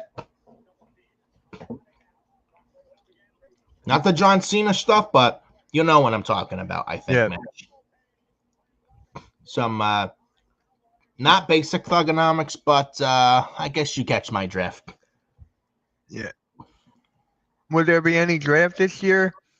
Apparently there was a rumor a while ago that apparently like after SummerSlam, somewhere around like late September and October around they have the season premieres for Raw and SmackDown. There's rumors going around for a while now around that time after SummerSlam this year in the fall that they'll have the next draft, which I honestly think makes sense. And it's the best thing because both these shows, especially SmackDown, could use a roster shakeup. Yeah. I miss the old draft. Remember when it was like on a Titantron? It was blinking everywhere. Yeah, it's like a computer. I miss like that so much. Yes. They had this in the 2008 draft and 07, 09, 2010, 2011. I loved it when Cena got drafted to SmackDown, and at the very end, he got drafted to Raw. 2011. I remember watching that. That was great. That was hilarious. Yeah. I remember the draft where Vince McMahon had this $1 million mania, the whole world, quote unquote, came crashing down on him. That was like, you know what? I got an idea, Nick. Hear me out. After I read this comment, I'm going to tell you my idea. So with SmackDown down to 2 hours, and the fact that the Raw tag team division sucks, we need to reshuffle tag teams. I think that would happen with the draft. But this is my idea. Okay. I did this a couple of times on my old network Spotlight, set up the Spotlight Sports Network, RIP to Spotlight. We did like a draft of our own. So what we did was I was Raw, and the person who I was doing with was SmackDown. And then we had the whole roster, including NXT. Like a mock draft, right? We did a mock draft, yeah. Yeah, we did a mock draft, and then we let the people in the chat vote on who had the better roster. And of course I won because I picked all the what was it? Like the bigger I picked the bigger superstars. He picked like the wrestling aspect, and I picked the superstar aspect. Like I picked Cena, Punk, all of that. So yeah, maybe one day we could do it. One day. Well, if they have a draft this year after SummerSlam, I would be. I think we should do it around the draft. If they do it this year, that is when we will do it. Okay. Absolutely. And then if Adam Carl is still in here, we can have him judge and pick the roster he feels like is better between mine and yours. Or if he wants to have like a 3-man fantasy draft and he like picks or whatnot. He can actually pick for NXT. Yeah, or something like that. Or if you want to have NXT involved in the draft, or I want to, or if A what? I'm sorry, what? or if NXT is involved in the draft, have them pick for NXT or something like that. Or maybe, or maybe we can do this on like a randomizer, like a spin thing. Okay, pick from this brand, that brand, or NXT No, call up, and even better. Even better. We can have like a Raw, SmackDown, NXT. I can create a wheel, right? yes, And let's say I go, right? And it's my turn to hit the wheel. If it lands on CM Punk, I got to take CM Punk. But you get one time that you're going to say no. You say no, you don't want that guy. So we could do it that way as well, have it like a randomized wheel draft for us. Like we don't know what's gonna happen. I could take the name off the wheel, stuff like that. So we could do that. yes, What other brand? Or you ready for this? yes. We could do me, you, Adam, us three, and we can have someone else do like an AEW, TNA stuff, and they pick WWE superstars. We could do that way, or just stick to us three. I think we I should would stick say to us three at first Yeah. and see where that goes from here. So, yeah. Well, I'm going to look up right now when is the WWE draft. I think it could work with 3 people if it's just It Raw can. and SmackDown. Because I think NXT would, because if they have a draft this fall after SummerSlam, I have a feeling I think they probably will involve NXT in the draft, but like probably call ups. I would hope they It's involve going to be NXT September. It's going to be after SummerSlam. Yeah, because if NXT is it's pretty much a third brand, not just developmental now. It's a third brand, yeah. I feel like, I don't know what you feel, NXT should be involved in the draft, like NXT gets draft picks like Raw and SmackDown. Yeah. Yeah. Instead of just talking from NXT. Is that what you want? We can just have a 3-brand thing. Me, you, and Adam. We pick a day, a time. We can actually do it on a Forbidden podcast. We can do it then, so it's easy. I'll become a guest. I'll be a guest for it, and yeah, we'll probably wait to after SummerSlam. As soon as I'm sure there'll be a draft after SummerSlam this year in the fall. There is. I looked it up. Yes. So it is going to be okay. Great. It is. They didn't say when in September, but it's going to happen in September. Yeah. So I think it's going to be late. So as soon as the WWE makes that official announcement, we are planning to schedule that Forbidden podcast. And I know Adam, Call, and I are on the Forbidden podcast. Mitch, you're coming on, I guess. I'm a guest, so yeah. No. But for that one, I'll schedule the stream. I'll do all that for that one. Definitely 3 of us on there. One of us is say GM for Raw, the other GM for SmackDown, and the other. I mean, I could be GM for one show, or I'll be the GM for Raw. You'll be for SmackDown, and Adam will be NXT. I think that's more than fair. I think so too. So, yeah, I think that'll be good. We don't have to do the money thing because that's just extra work. We're just gonna be like, okay, we have to give you $1,500 million. No, we're not doing that. And then, like, after all the selections made, like, go over our rosters and like any trades or Yep. Oh, something like that. Good move. Yeah, something like that, just to make it fun. Yeah, definitely down for that, and I think we should definitely do that. We'll do that during a Forbidden podcast one day, one Saturday, and I think that'll work. So, let's see. I'm trying to see. Yeah, that's nothing. I probably wouldn't have champions drafted this year like last year. You think the champions should stay? I thought because Raw moved to Netflix, I thought they would move championships by now, but they haven't. And by the looks of it, I just get the feeling I thought they would switch titles. They're probably not this year. Kind of switching to no title switch this year brands. I think the title should stay where they are. Raw's going to be on Netflix for 10 years. They don't need to, like the WWE title back on Raw and Netflix, they don't need to rush it. They have plenty of time. So, I say this year they keep the titles as they are in their current brands. The WWE and US titles for the men and women, WWE Tag Team titles stay on SmackDown, and the world titles for the men and women, like the World Heavyweight title, the Women's World title, World Tag Team titles, and the women's and men's IC titles, I think they stay on Raw as well. I And can't. then I think that would be a great idea to do the draft for Queens of the Ring as well, because I want to see them have their own. Like me and Denise, we did that for Phenomenal Breakdown. We did that. Remember, you picked me. Thank you. I appreciate that. I still bug Denise to that. She hates it. What's good, AK? What's good, man? SmackDown is SmackDown's tonight. Boring. It really is. Thank fucking Christ this show's going back to 2 hours, bro. I know I've said that. Oh my God, yes. I know I've said thank God, thank Christ, thank goodness SmackDown's go back 2 hours next week, several different times tonight, but this show's just fucking boring at 3 hours. The 3 hours for SmackDown just doesn't work, dude. They have a 2 hour roster with a 3 hour program format show. It doesn't work. It's never going to work. They're just not built for 3 hours. They're just not. And the 3 hours just drags. It feels like a chore. The 2 hours is much more easier to sit through, easier pill to swallow. There's like Nick. I'm going to be honest here. I'm going to be honest. There were times that I didn't want to do SmackDown because there was 3 hours. I know you felt the same way. Like it's 3 hours. We got to sit through the sit.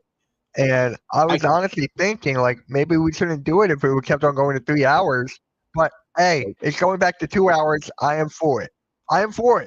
And, hey, the 6 months the show's been at for 3 hours, half this year, hey, we went through it. We went through it. Yeah. So, got to give ourselves both some credit, man. Yeah, because 10 o'clock, honestly, I was starting to tap out. Like 10 o'clock, I was starting to fall asleep and tap right. I was like, oh, dude, me and you were like, dude, attendance, I don't give a damn anymore. That was when the Y6 debuted. And AK goes, even that SmackDown. Yeah, I'm not a SmackDown guy. Even if I had TV, I wouldn't watch SmackDown. It's been like the Little Brother show. Has there ever been a day when SmackDown was the A show, like ever? Or has it always been Raw? I mean, outside of like when they were on Fox, but even then, the Raw was still treated as the A show or flagship show, which it is. It sucked on Fox. Yeah, I feel like SmackDown on Fox. SmackDown was worse when they were on Fox. The only thing good on the SmackDown Fox era was the Bloodline. That was it. Other than that, the 5 years they were on Fox, it fucking sucked. When they were on Fox, they were like the worst show on TV. And that was never ever happened to SmackDown before. Now they're off Fox.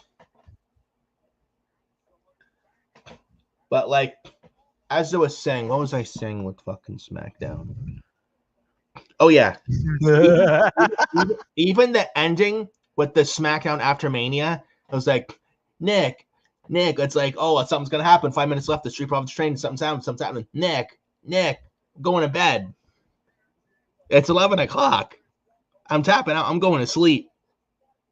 I remember it, man. It's like, Nick, end of the stream.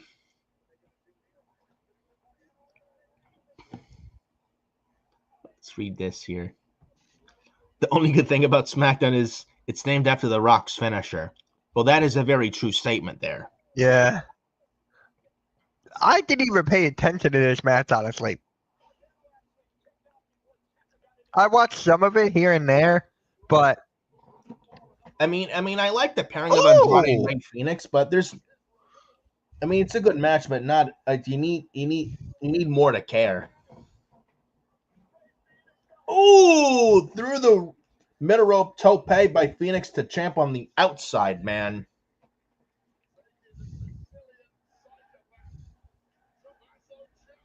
Apparently, we got some Johnny Wrestling chants tonight with this match, too.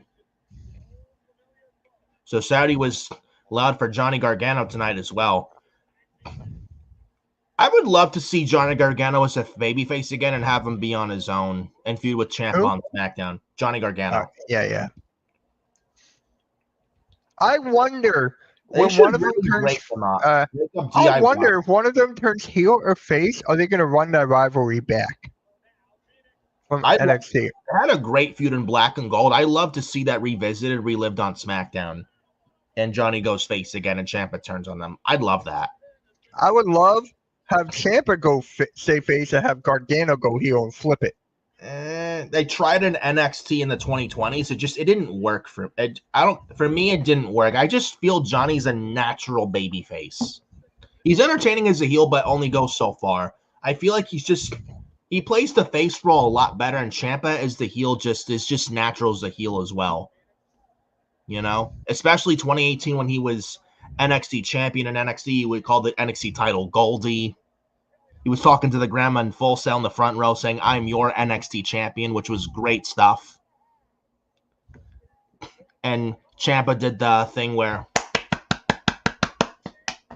I think that was TakeOver New Orleans, the Ciampa Gargano unsanctioned match where Johnny Gargano got his job back. And at the time at TakeOver New Orleans, where Ciampa came out to no theme music and it was Oh my God.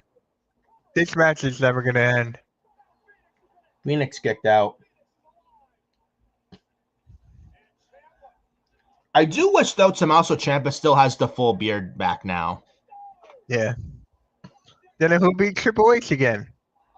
Yeah. I mean, right now, Adam Carl would say, Triple H right now, he looks younger. And when he says that, he means Tommaso Ciampa.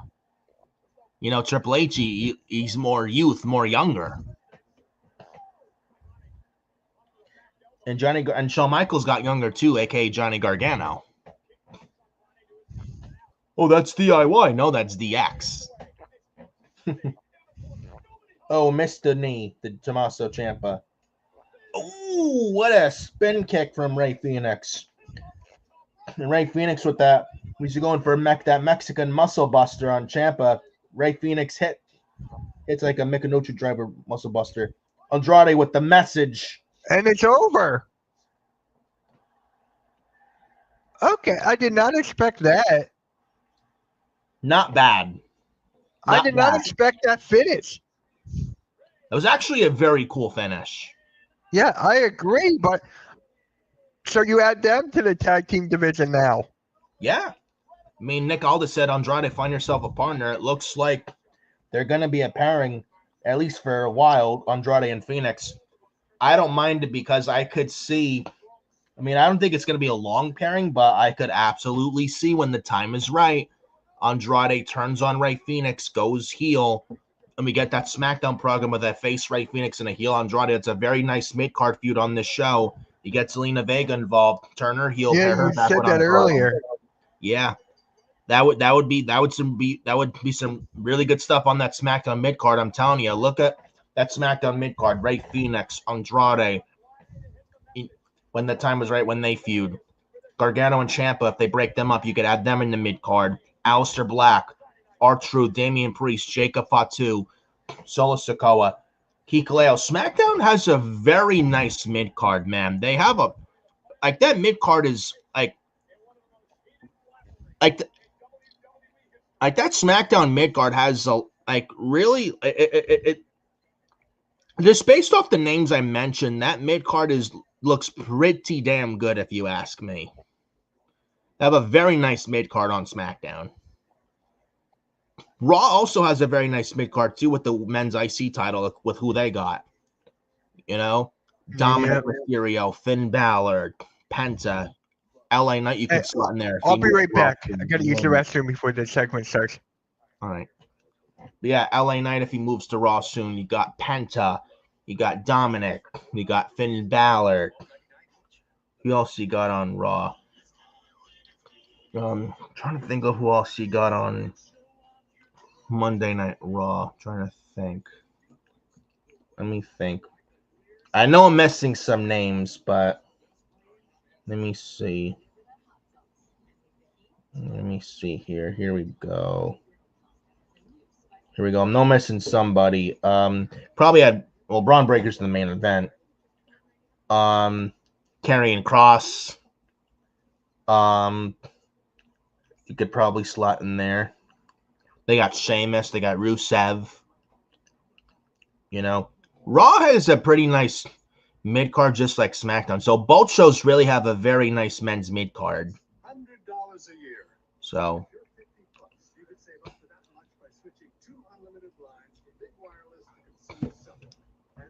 no new comments in the chat so far.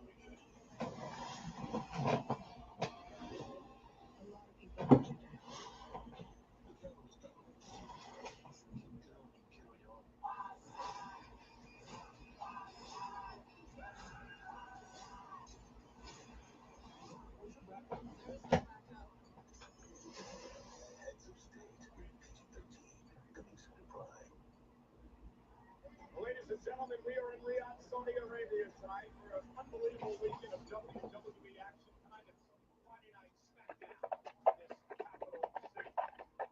Well, John Cena will be here live a bit later on tonight. But he talked about his retirement tour on The Late Show with Stephen Colbert this past Tuesday. So we have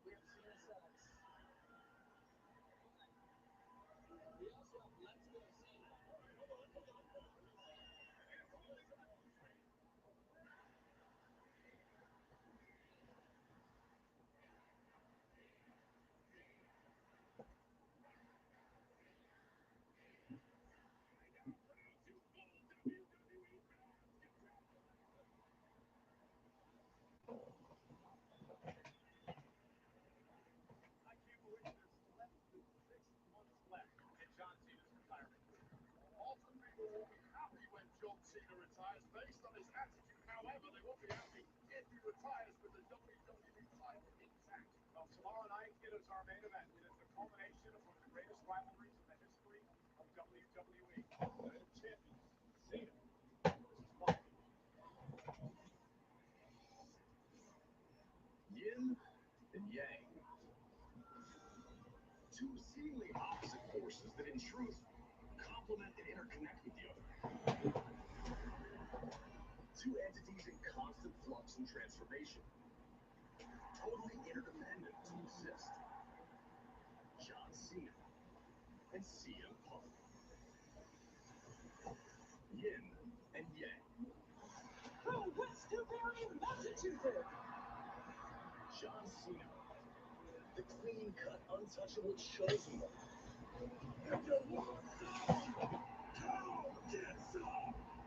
The decorated champion.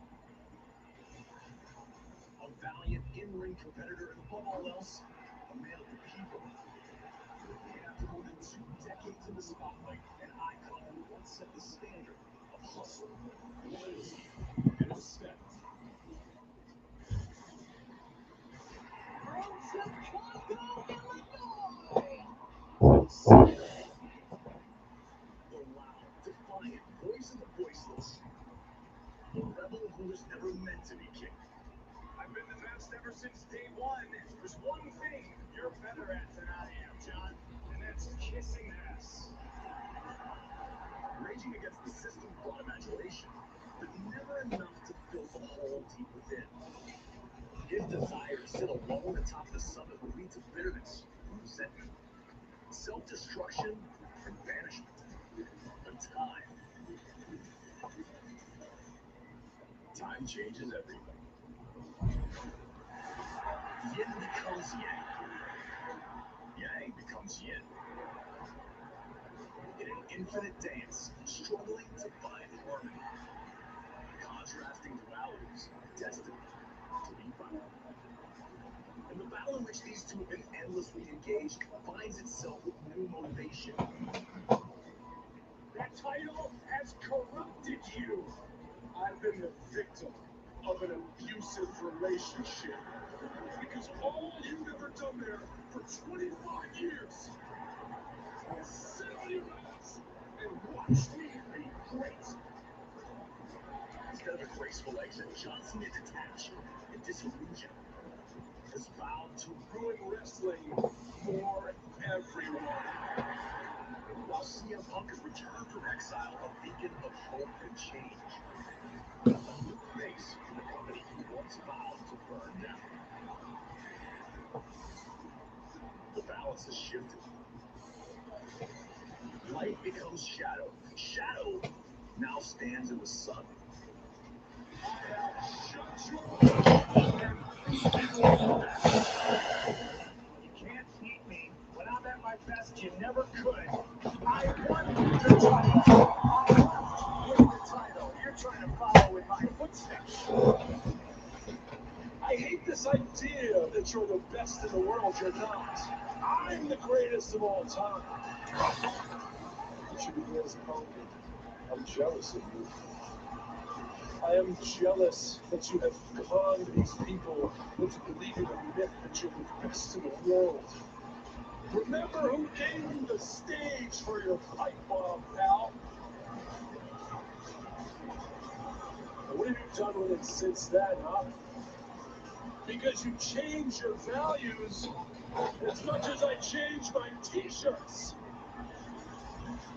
You're just a loudmouth opportunist who will step on the necks of people who actually work hard if it gets you ahead. The greatest of all time, Night of Champions, balls in your court, hero. The best in the world. You can't see me? I see through you. Yin and yang. Positioned once again upon opposing shores. Final ready.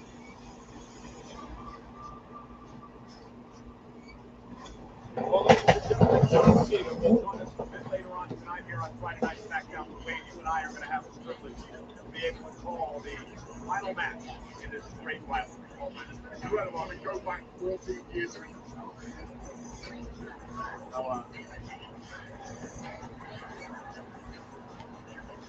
Okay. Our truth. Oh my God. Saudi Arabia. This is bad. Yeah. Kind of saw this coming. Well, our truth. That's with Aleister Black. John Cena, I ain't letting it slide. I ain't letting it ride. Get out here right now. I want you right now. Come on, John Cena.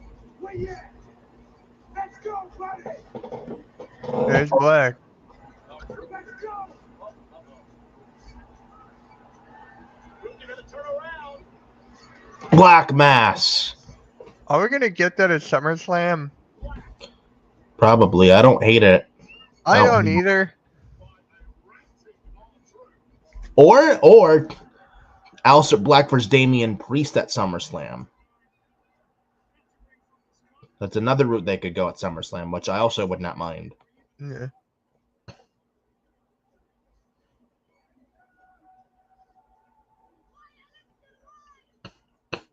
Aleister Black told Ron in a weird way we're even. And he smirked. Did Aleister. Yep.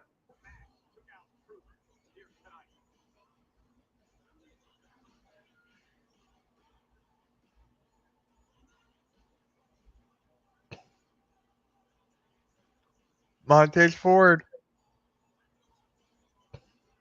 Yeah. Hey, Street Profits, mind if I talk to you guys for a second? So, in just a few minutes, you have the unenviable task of defending your WWE tag team titles against the Wyatt Six. What's your game plan? Saudi Arabia, let me ask you a question. When's the last time that the Street Profits have had tag team gold? 4 years, Byron.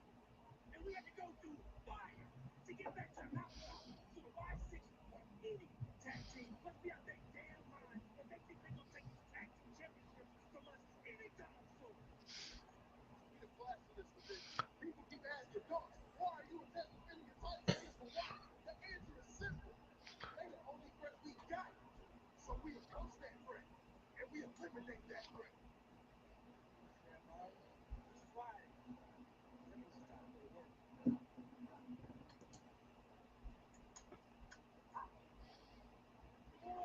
Hey, Charles. What's up, Charles? How's the Bahamas treating you? California, yep. Oh, I thought they said Cena and Punk were next. No, we haven't got the Street Profits versus the Wyatt Six yet. I know, but they said on the thing it was up next. No, they didn't say that. I thought they did. I don't think they did. Or did they?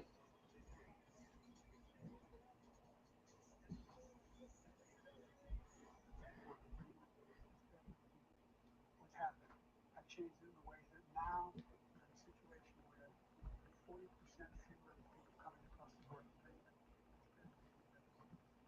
Not going to continue to get the total there. The total initiative knows what we can do more border control, more asylum. Hold on. I really don't know what he said. I don't think he knows what he said either. Look,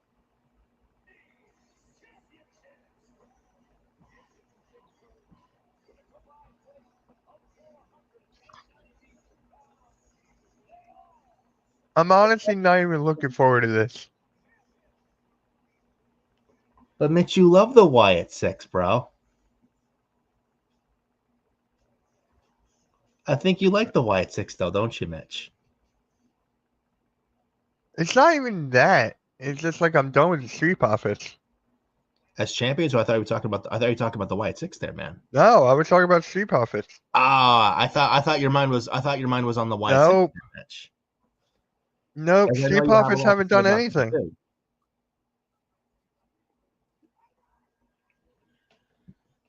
Well, I expect him to go to the Wyatt Six anyway. Not tonight, but I expect it in the future regardless. Yeah. That's just me. Like, I can't see them losing to the Profits at the end of their feud. I just can't see it. Otherwise, why the fuck did you put them on SmackDown?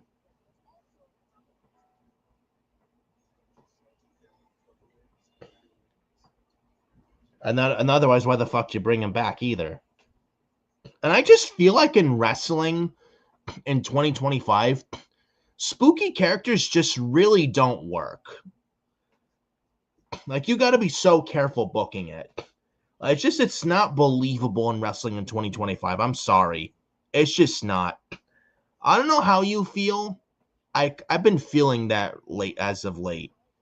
What? That spooky characters in wrestling in 2025 just don't work like They did back in the day.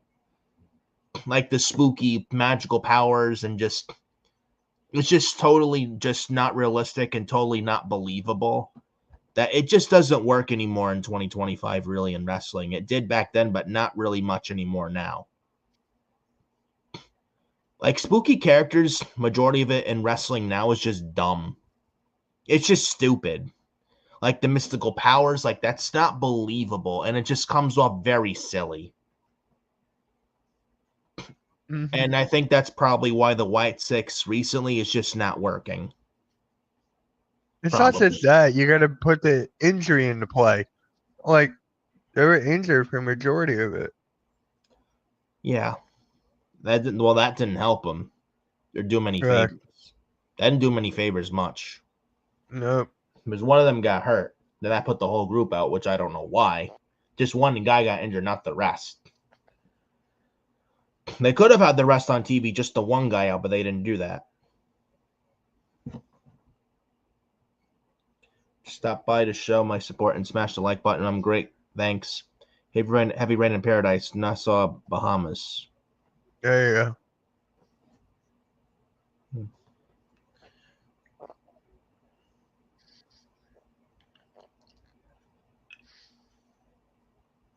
Yeah.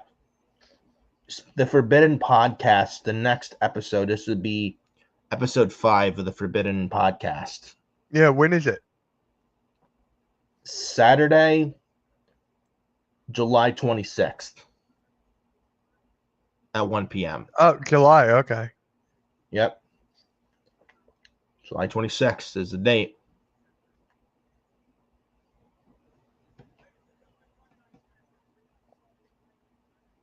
That is the week before SummerSlam. Yep.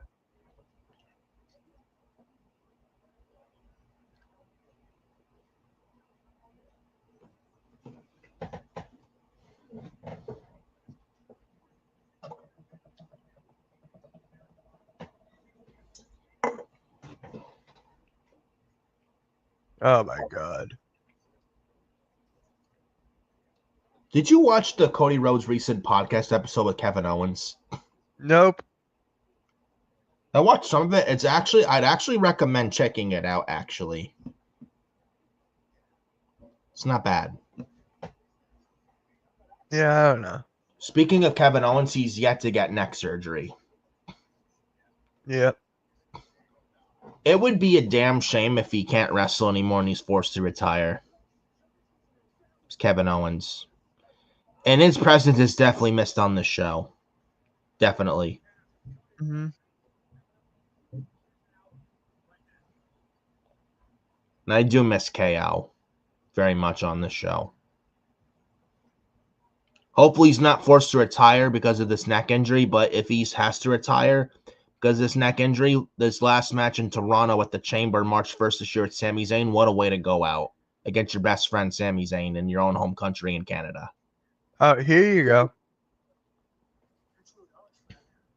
There you go. Damian Priest, Aleister Black. I'd book it for SummerSlam in New Jersey. I would not mind that at all. And I will be there for both nights in New Jersey, by the way. I will be there. Next time you're looking for payment, why don't you do it face to face with him? I'm pretty sure the result will be a lot different.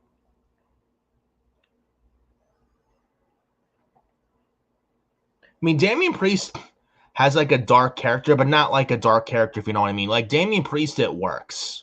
That's just what Aleister Black should have, like Damian Priest has right now, as far as current character goes. Like, it's not spooky, but it's a little humanizing of Damian Priest. Like, that's how White Priest is where he is today. That's what Aleister Black should be. Not like all the spookiness. Like, that just, like I said, spooky characters in wrestling in 2025 just don't work anymore. Like, you need to have them, like, if you're going to have a spooky character, they got to be some humanizing there, like Damian Priest. Like, that works. That's what Aleister Black should be.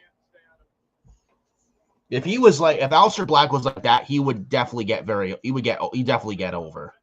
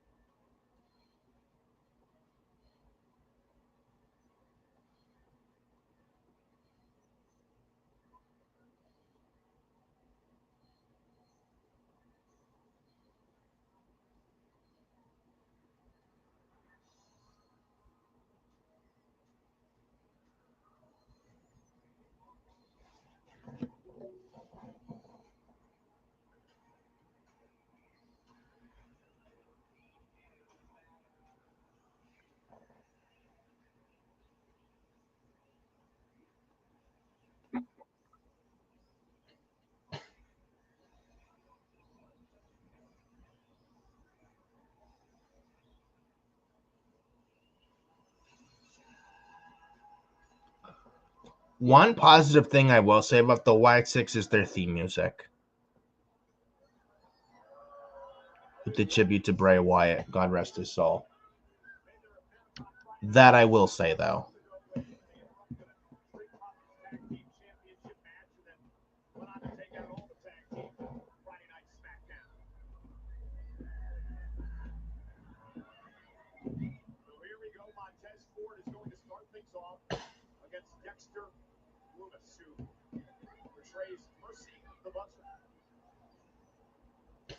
I guess it's the silliness I'm talking about with this Wyatt Six, with the spooky character Wyatt Six shit. Like I just don't care. Like he's doing this. I really don't care about That's this. the silly shit I'm talking about. It just doesn't work anymore in 2025 in wrestling. It just doesn't. If They started off hot, and then, like I said before, it's only a Halloween thing. Yeah, pretty much so. And if not mistaken, speaking of Halloween this year falls on a Friday, the same day as Smackdown. Are they really going to have a themed show with this group? It wouldn't surprise me.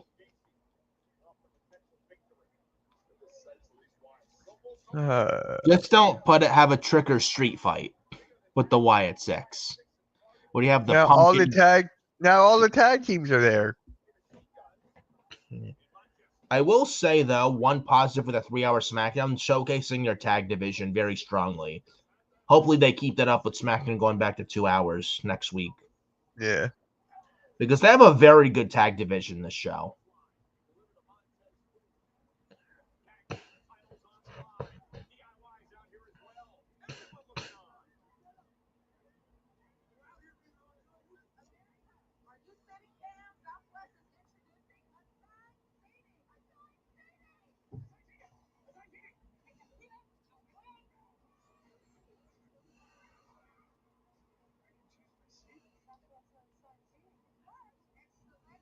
This is bad. I just don't care about this. The show started off hot with Cody and Randy, then it just went down from there. Then it did pick up with Julia winning the Women's U.S. title. After that, the show tonight gone fucking down, man. Super happy this show is returning to 2 hours where it belongs next week. After this show tonight, I'm saying it right now. Never have SmackDown at 3 hours ever again. Never again. No. 6 months, this show at 3 hours.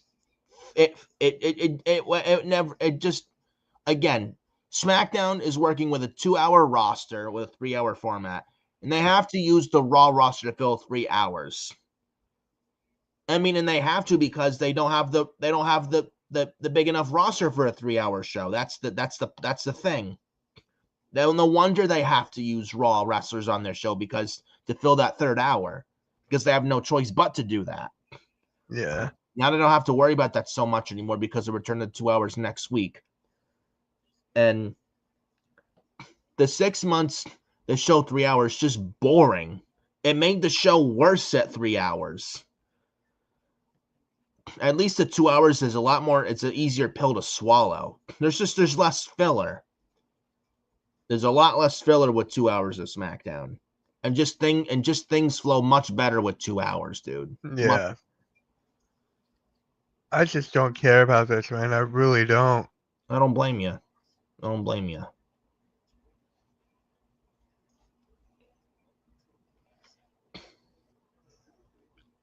Again, never have this show at 3 hours ever again. And this was all a USA Network idea to have this show at 3 hours. It didn't work with Raw. It didn't work with SmackDown. No wrestling show should be 3 hours. No wrestling show should be 3 hours whatsoever. 2.5 hours is the way to go. 2 hours is the way to go for a weekly wrestling show. 2.5 to sweep. 2.5 hours the sweet spot. But 3 hours? 3 hours? It's way too damn long. And that third hour kills the fucking ratings. It's overkill. It's too much. It's way, way too much. Yeah.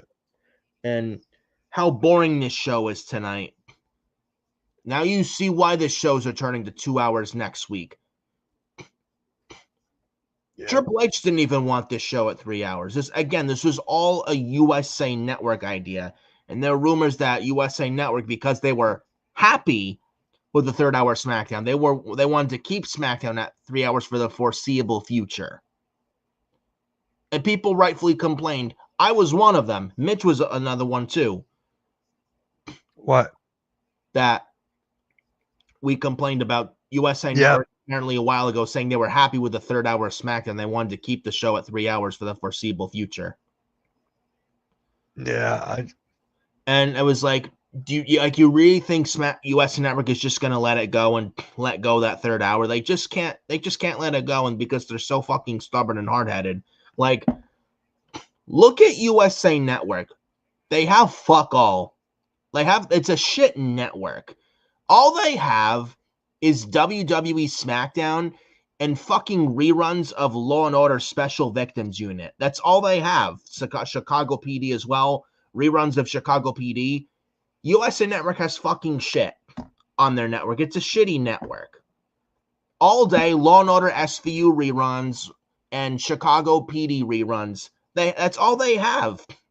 That's all USA Network has. And they have Rainmaker premiering on Friday, 10 p.m., August the 15th at 10 p.m. that day. I mean, USA Network doesn't, like, they're not what they used to be. They don't have fucking shit on their network. They really don't. I don't mind Law and Order Special Victims Unit, but to like have it all day, all morning, all night, 24 hours. Oh, wow. Law No Order, DQ. Ridiculous.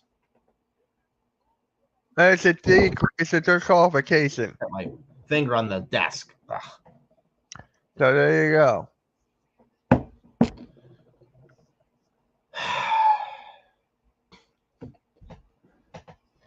Shit. I have to bring this out. Where's the pillow for this shit? Seriously, where's the damn pillow? Oh, my living God. So what was the point of that? I couldn't fucking tell you. I wish I could tell you. It meant nothing to me. Like, where are we even going with this shit, bro? Seriously. Like, are we going to get the White Six winning the titles? Otherwise, why the fuck did you put them back on TV? I see this. Tag Team Gauntlet at SummerSlam. And the White Six for the tag titles, or just the number one contender match? Tag titles. Hey, Tyler, what is up, man? I haven't seen you in a minute. How you been?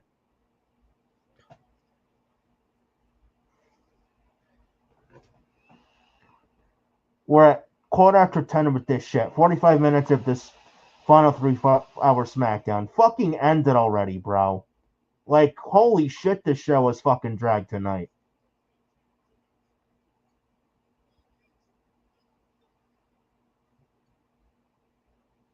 Hey, Wesley.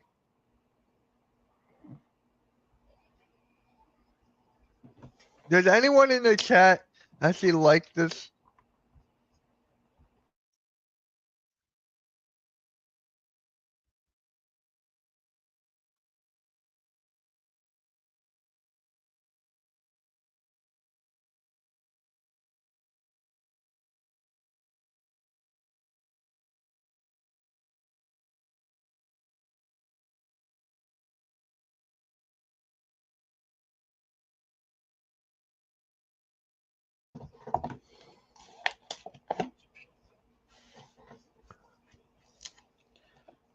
Yeah. Why 6 is done. I honestly don't care. I just don't care. I don't either, man. I don't give a shit. I really don't.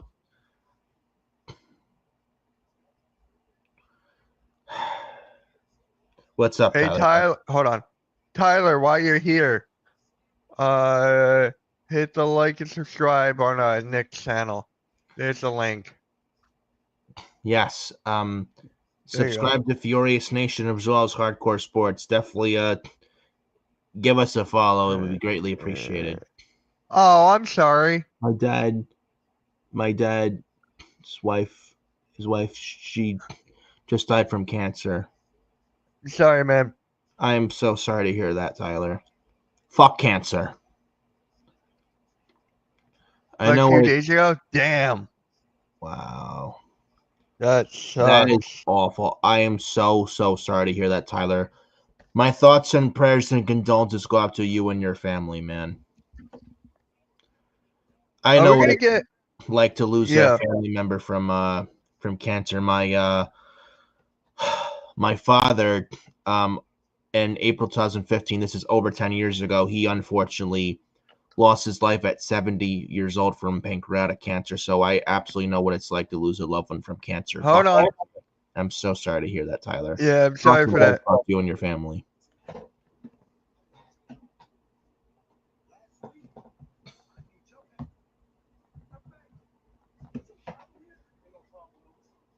It's just respect. Give respect where it's due. And the way you stepping up to solo, that's what I should have done a long time ago. That's all I'm saying. Okay. Check this out. If you just get in when you fit in, then we gonna be alright, big Jim. And that's just keeping it 100. You feel me?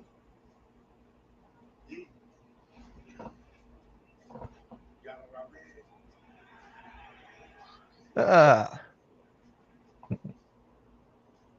Jacob defends the United Nia Jax.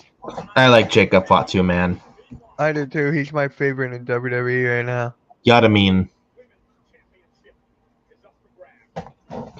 What do you think of that catchphrase he's got? Yada mean. It's good. And Tyler says subscribe to your channel, so there you go. Thank you, Tyler. It is greatly appreciated. So thank you, brother. My screen looks blurry. I don't know. I apologize on the blurriness. I don't know what's going on with my end. The face You're looks good. very blurry. I don't know what's going on, but You're good. hopefully it's not too bad for you guys watching. Maybe if I okay.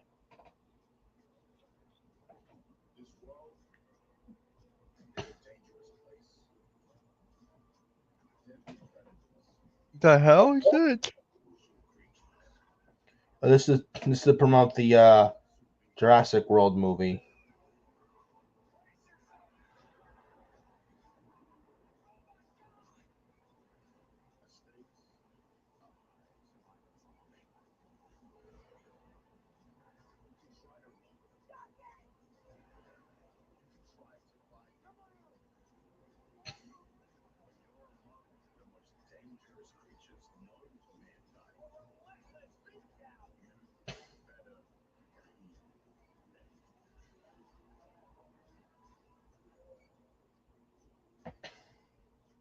It's a Jurassic World movie.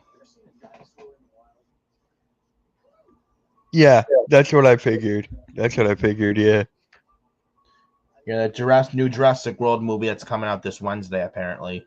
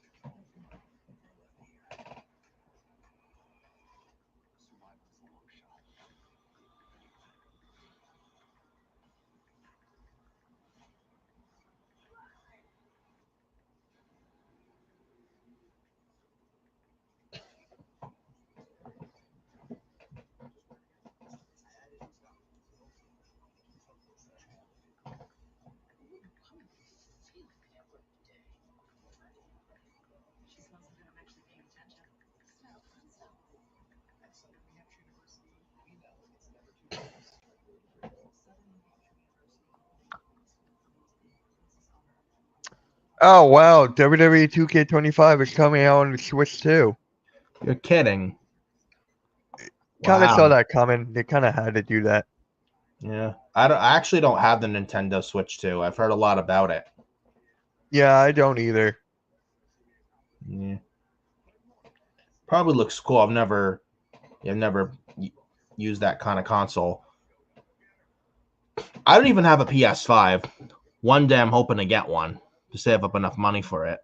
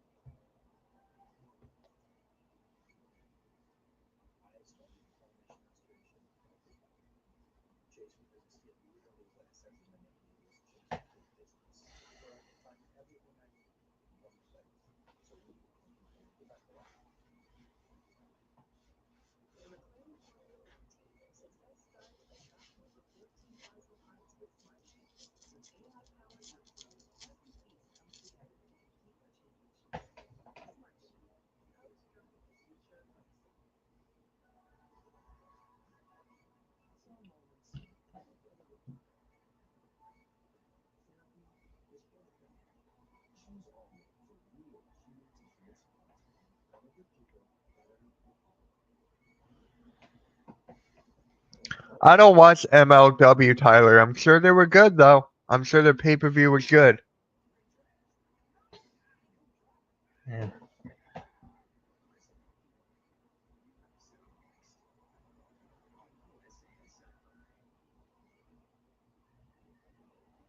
Individual event, two events simultaneous. Saturday night's main event in WWE Evolution at State Farm Arena in Atlanta, Georgia, for Saturday, July 12th and Sunday, July 13th. We're on MJF showed up? Wow, what? He Wait, showed up at ML. That's different. when did he show up? When did he show up, Tyler? Look what Tyler said. It looks like last night. Yo, MLW. No, not Collision. AEW Collision. Fuck AEW Collision.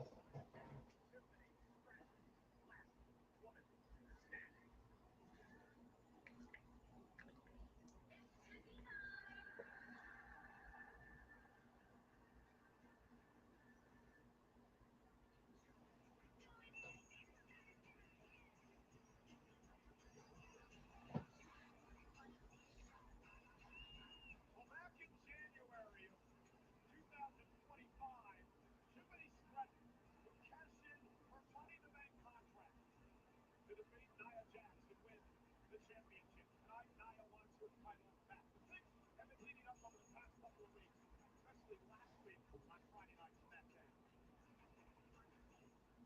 This is gonna be a last woman standing. The following contest is a last woman standing match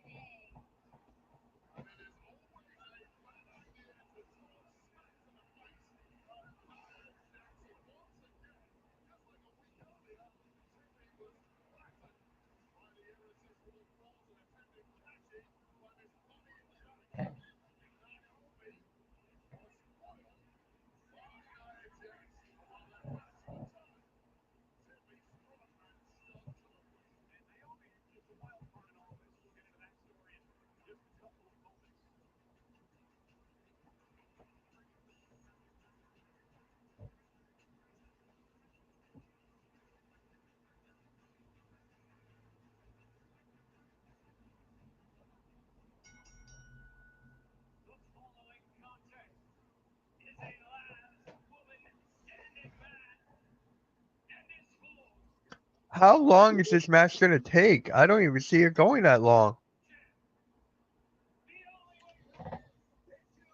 Yeah, I don't think so either. Probably 20, 15 minutes.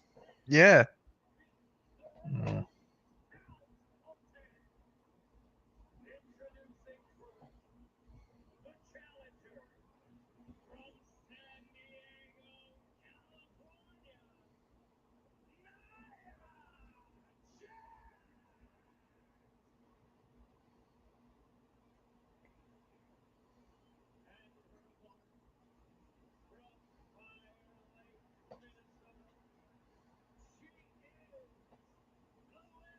Nick, you ready for this?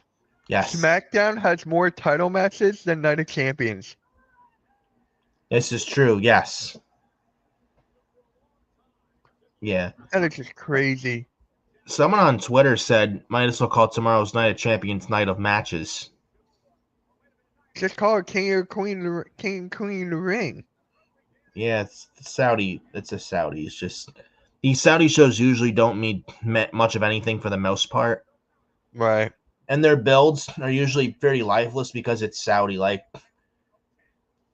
it just feels fucking lifeless and soulless what the build to these Saudi shows. They don't mean anything really much at all. Nah. And Triple H, and I don't think Triple H even wants these Saudi shows. Like he's just like to build those Saudi shows. Like, oh, like really, we got to do this. That's what I get with. That's what I get with that. And I can't really sit there and blame him because these Saudi shows really don't are for the most part are worthless. Like they mean nothing in the grand scheme of things much at all. They really don't.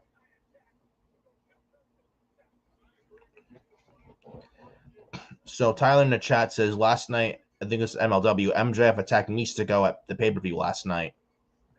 Oh, wow. So are they going to have Mystico wrestle MJF at All in Texas in Dallas?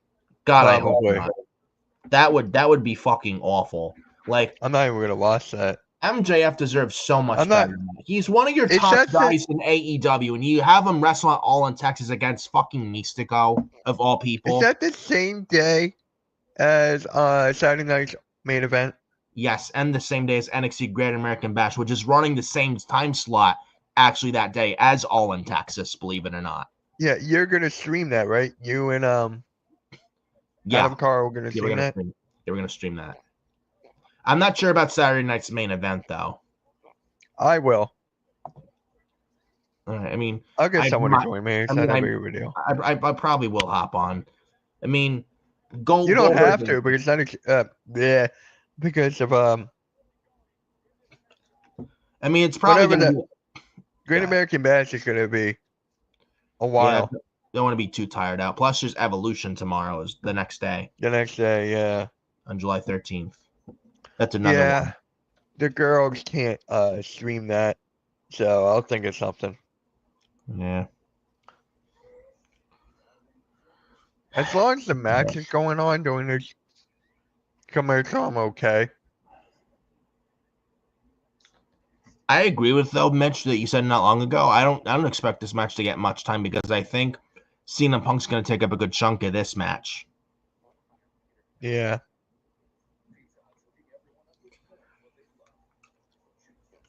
Did Cena even say anything? That's the question.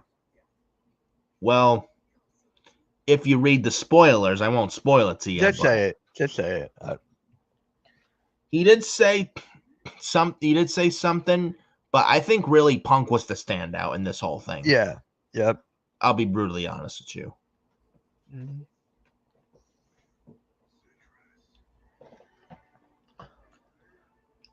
But are they really gonna have MJF wrestle Mystico at All In? If that's where they're going, that is fucking dog shit creative in AEW. I'm sorry, I have to call it out. That is fucking terrible, and MJF deserves so much more better than that. Yep. Guy's one of your AEW pillars, and the best you have for him at All in Texas is a match with Mystico. Are you fucking kidding me? As soon as MJF's AEW deal is up, he's going right to WWE. I'm telling you right now. He's probably counting the days for his contract to run out with Tony Khan and AEW. I guarantee it. I guarantee it. Because MJF, if that's the direction they got from it All in Texas, MJF deserves so much fucking better than that dude. If that's what they do with him at All In, that's a fucking shame. Fuck AEW and fuck that company. Seriously. Tony Khan is fucking clueless. He doesn't know what the fuck he's doing. Head so far up his ass. He can't even get MJF a meaningful fucking match on AEW's biggest show of the year. It's supposed to be All in Texas, is supposed to be AEW's WrestleMania, and the build so far for All In doesn't even feel like AEW's biggest show of the year. It's like Yeah. they're fucking half-assing this build. We have, 4 matches on this show? Usually get 8, 10 matches? They should be at least 8 matches by now. And we've got 3 or 4? Fucking laziness, dude. I swear. I just asked Eric if he's going to stream AEW All In, because if he does, if we get that, and you guys do Great American Bash, and then I do Saturday Night's Main Event, and then we'll get every show covered. Yeah. So, I mean, I don't have to hop on Saturday Night's Main Event. No, you don't have to. Yeah. And if I got wait, the back, hold on. Chris, what? Baltimore Orioles 22, Tampa Bay Rays 8. The hell? Oh my God.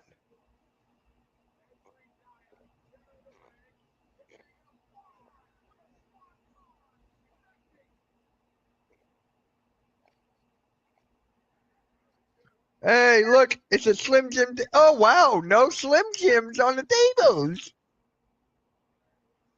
Normal tables, no Slim Jim, man. Not in Saudi. Do you see possibly Naomi catching in tonight? No. I mean, Can you imagine if that does happen, though? I could see her trying, but not actually cash in.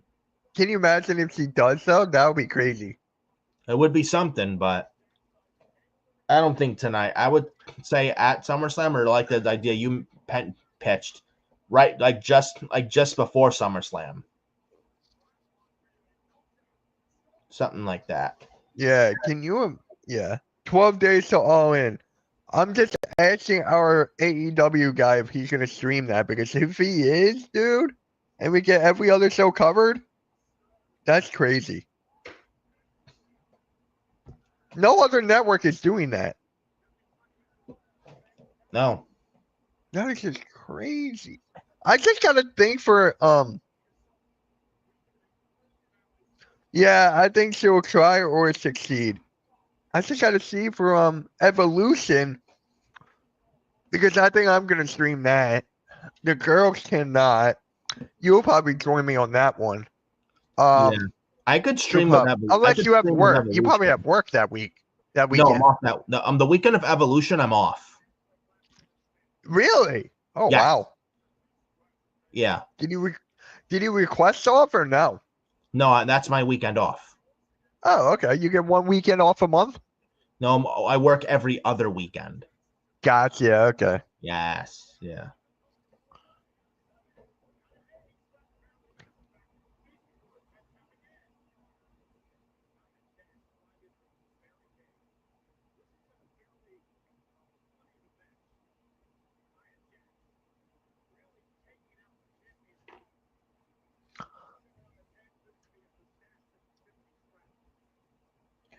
This match is fucking boring. Usually Nia and Tiffany have good in-ring chemistry if it's regular one-on-one.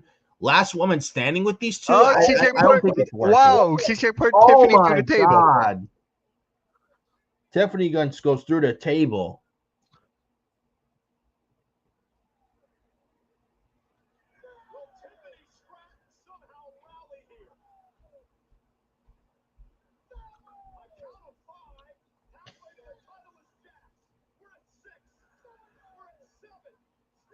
Wait, did you see Ludwig Kaiser on Raw? I did. That was kind of a waste, in my opinion, but well, Charlotte says is that why Kaiser's in my DMs.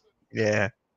Jade Cargill beats Tiffany Stratton at SummerSlam and becomes the new WWE Women's Champion, and Naomi beats Jade Cargill to win the. I think that might happen. I think that's the direction they go. Naomi catches in before then at some point. It's one of them, but I'm actually going with Chris's take. I would be surprised if Mitch's take happens. I wouldn't mind it, but I see what Chris just said in the chat. I think that's the direction they're gonna go with. Yeah. That's just me. That's just my opinion. Yeah. Why WWE and AEW? Why I don't know this. Why WWE and AEW are bad? Hey Chris, subscribe to Nick, man. There's a link. Yes. Go for it. Subscribe. Why WWE and AEW are bad booking and lazy booking and building their matches since WrestleMania and All In. With WWE, it's not bad. It's just boring. They're just in this lull. I mean, the build to Mania wasn't that good. I mean, coming out of like the chamber, like this Mania build, coming out of the chamber and like, well, I will say coming out of Mania, they're just in this lull right now. I mean, they're just in a lull right now, but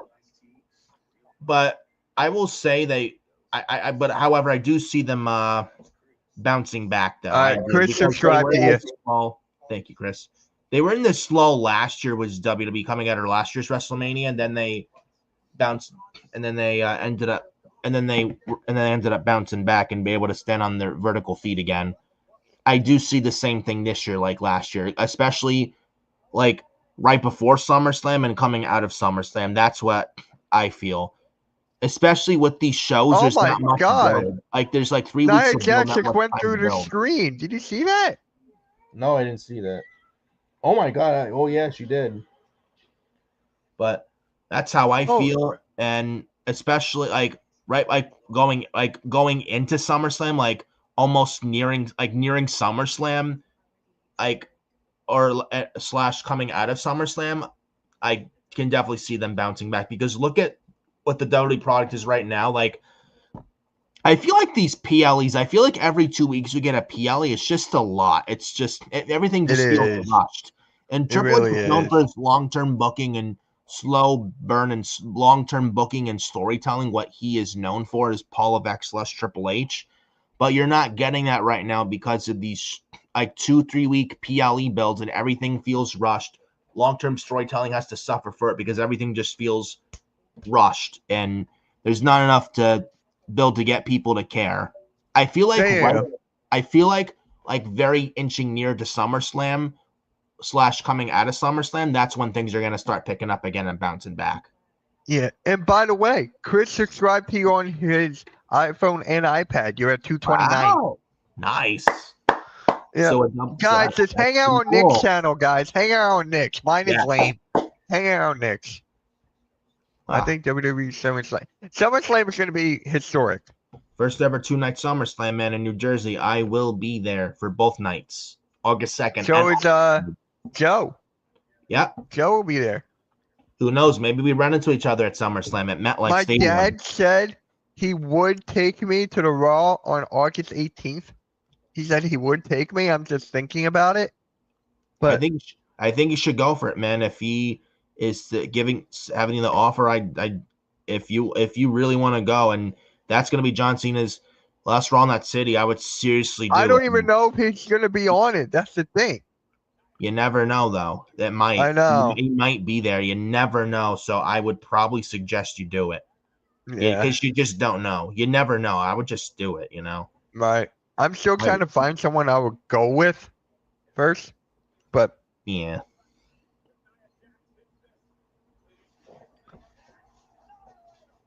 the Annihilator.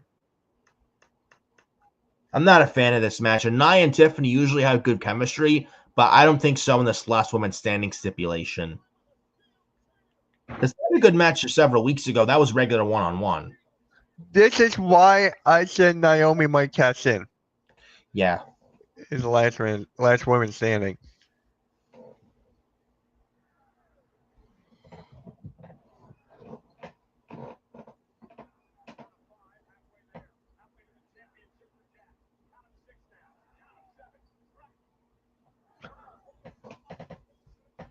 And guys, as this match is going on, remember Tuesday night at 8 o'clock, it's Queens of the Ring.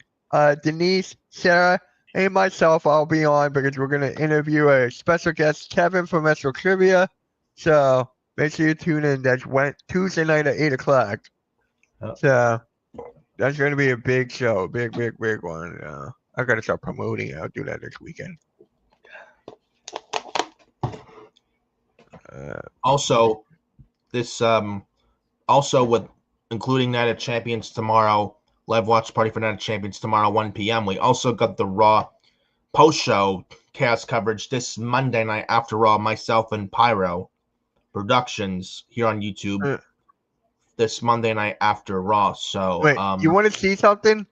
This Yeah. is the CM Punk pipe bomb as a Funko Pop. I just seen that, dude. I just seen The that. hell? Now That's you crazy. need John Cena as a Funko Pop with his pipe bomb. Just make sure you have this, the wave at Claudio and Matt Cardona and Nick Nemeth. Yeah.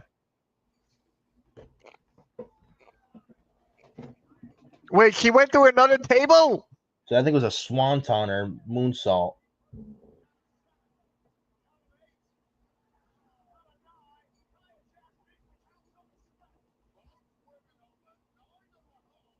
Naomi.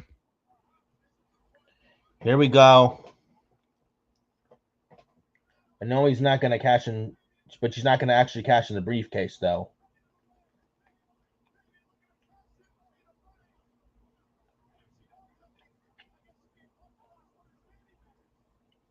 Bell never Well, rang. The bell never rang. Naomi still has the briefcase. Oh my God. Ooh. Watch this. The prettiest swanton ever. Double prettiest moonsault ever. Moonsault. Okay. If I were Tiff, I would put Naomi on Nia Jax. Yeah. Be smart. Let's But go. this has got to be Tyler, it. that is cool. MLW Fightland. Yeah. Nia made it up to her feet. Yeah.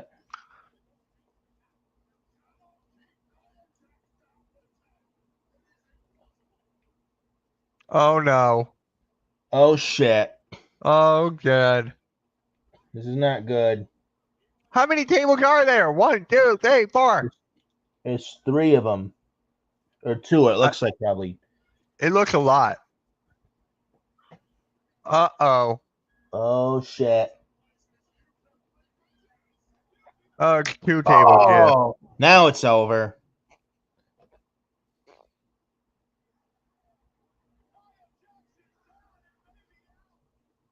Good way to end it. This is it.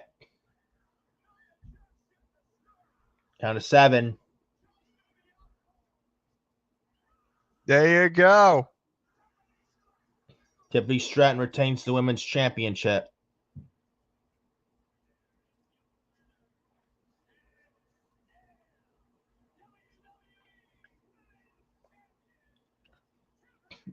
So we Getting only the- have 1 title change. Yeah.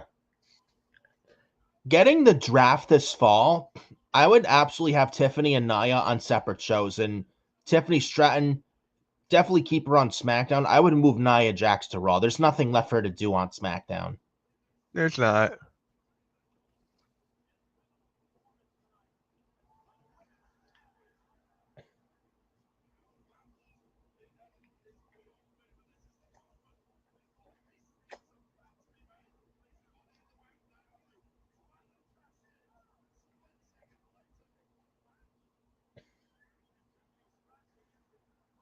So Nia Jax goes shit. through 2 Hold on. tables. Where's AEW All In? Dallas, Texas. Because Eric might go to that. He's from Texas? He's in Buffalo, I think. Oh. Hey. Okay. Hey, go if you can. Yeah.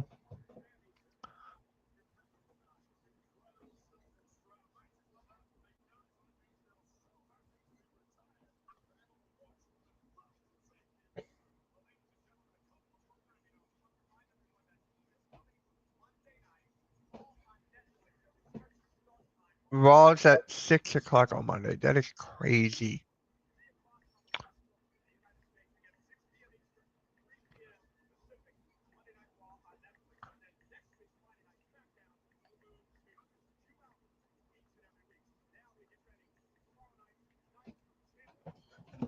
Michael Cole confirmed SmackDown next week, returning permanently at 2 hours. SmackDown from now on being 2 hours starting next week. Michael Cole just confirmed it. Yeah. Thank God. Thank God, especially the show we got here tonight.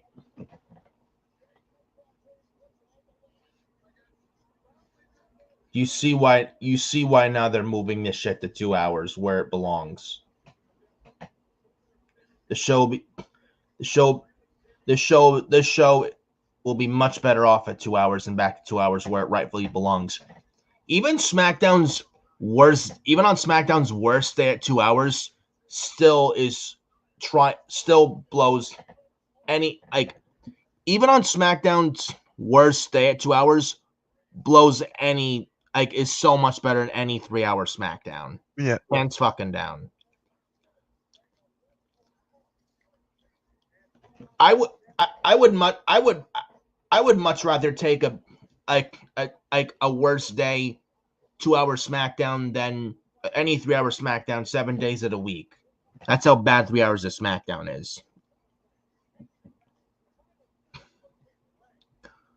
SmackDown back in 2 hours is the absolute best thing for them. Seriously. It's gonna be a lot more easier to watch again. All right. And Can we it's gonna just be get to the promo, please? less filler. I'm starting to. No, you're fine. No, I'm starting to. I know. I'm starting to get tired right now.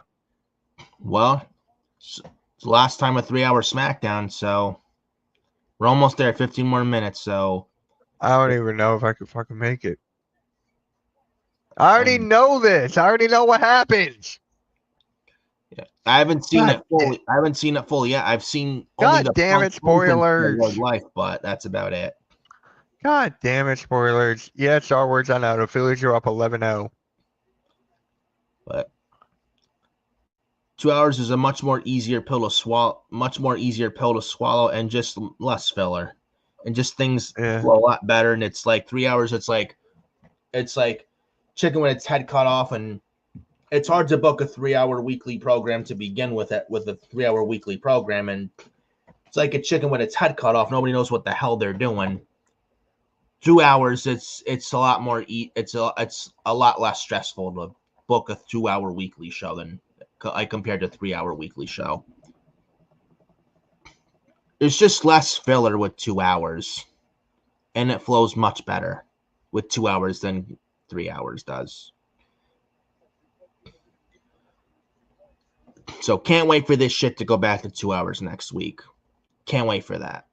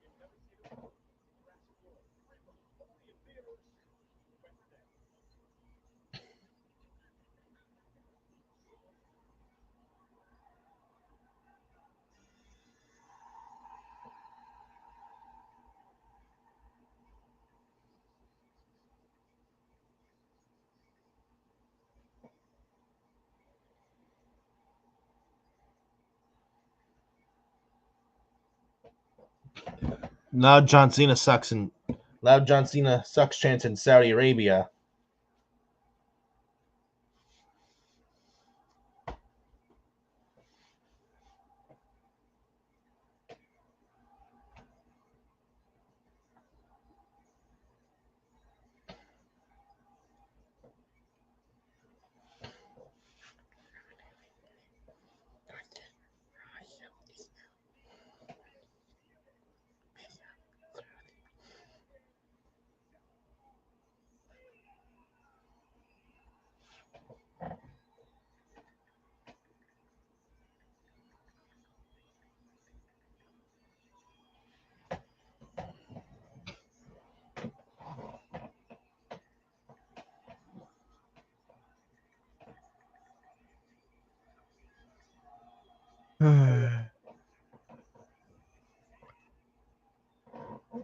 Let me ask you something real quick.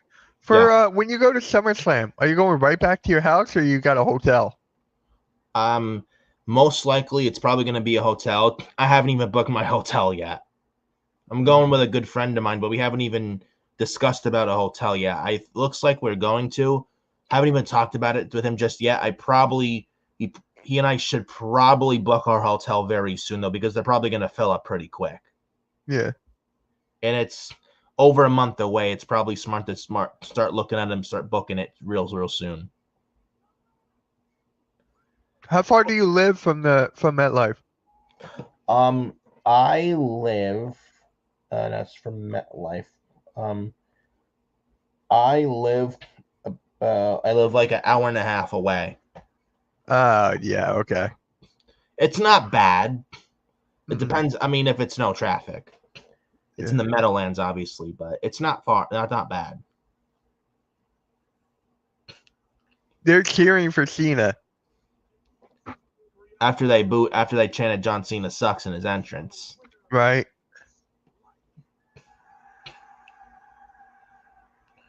No reason. For almost a stream, I've been wearing this. See this.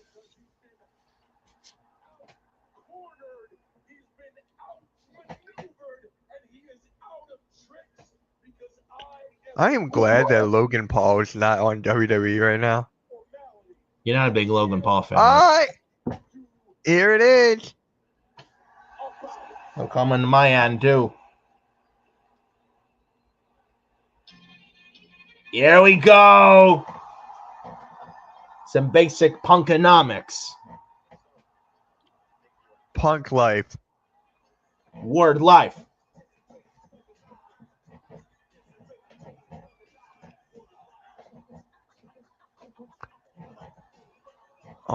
This brings back Kurt Angle vibes.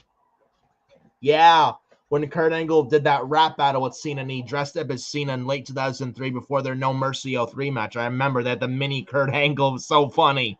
Yeah. And they had him tap out the real Kurt Angle, who was dressed up as John Cena like a thug. That was so funny, dude. Back in the day, Smackdown, that was hilarious. And he did John Cena's rap dance. It was so funny, dude.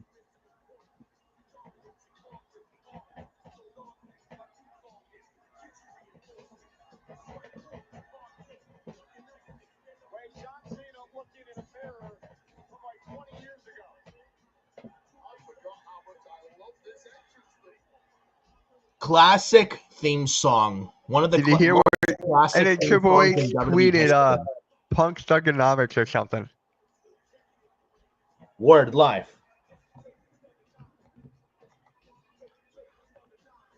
This theme song still to this day, 2025, still slaps, bro. It's one of my favorites. It's one of the best theme songs in WWE history. I mean, I like John Cena as the time is now, but this has to be. There's another one that he should have used. Bad Man. Yes, that's another one. Yeah, he sang that rap music in 2005, I think, when he had his own released album 2005. Yeah.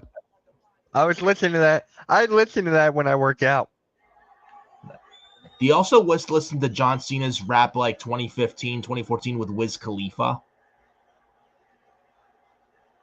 Because John Cena did that with Wiz Khalifa as well.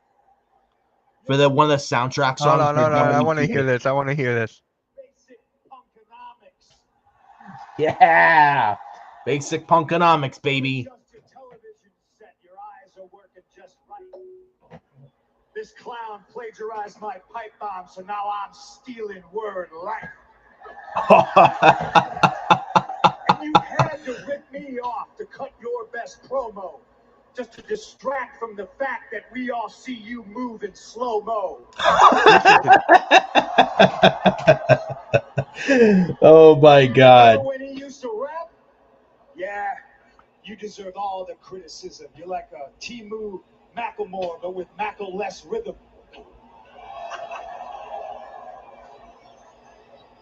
And he Damn. said I'm a problem. He called me a player hater. Let's be honest. John Cena's buried more talent than The Undertaker. Some Undertaker reference right there.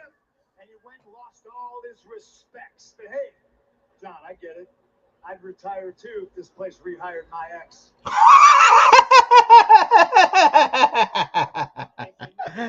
Oh man. Oh man, that was a good line. I rehired my ex. He'd be a Boston Mall cop. Oh shit. He gets good movie roles, that much is a fact. But then we see Batista act, and we realize that John ain't that. Same shirt, same hat, and your persona stayed tragic, I hear it before you, so I'm hearing it twice. but somehow more problematic.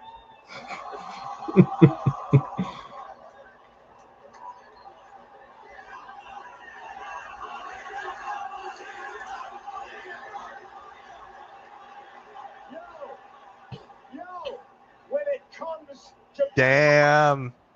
I'm your vessel, because millions chant my name, and at you they chant, you can't wrestle. Right. This is I great. love this. This is great. This is really great, dude. Get it in while you can. In 6 Damn. days, gone, and I'll still be here having fun. He won't have time for you little people anymore. He'll be busy washing underwears for James Gunn. He's a superhero now. He works for DC. But no matter how hard you try, you'll still always be the Marine to me. And that's straight to DVD. Better find a PS3. I now understand you can't see me. It's a hell of a catchphrase, John. But now it's all done. Because we all see you. And we're looking at a washed up bum.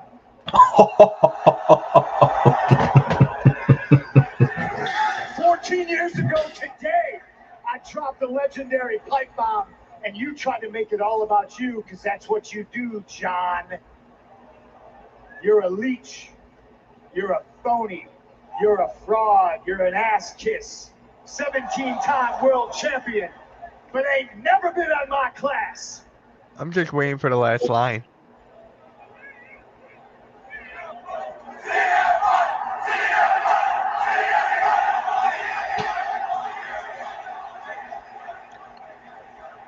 Before you go, John, there's one more wish to make. Oh, there it is. You're gonna lose to Kendrick, because bitch, you're my Drake. Oh, Kendrick Lamar reference, not like us. All right, guys, we're gonna end SmackDown Watch Party. The last That was 3 nice. hours, was it's nice. over. It's done. Nick, The end Dude. of 3-hour Smackdowns. Praise the Lord. Yes. Yes. Yes. We're And what a out, way to guys. end Everyone have a 3 good hours rest of your night. with basic punkonomics. Yep. Peace, guys.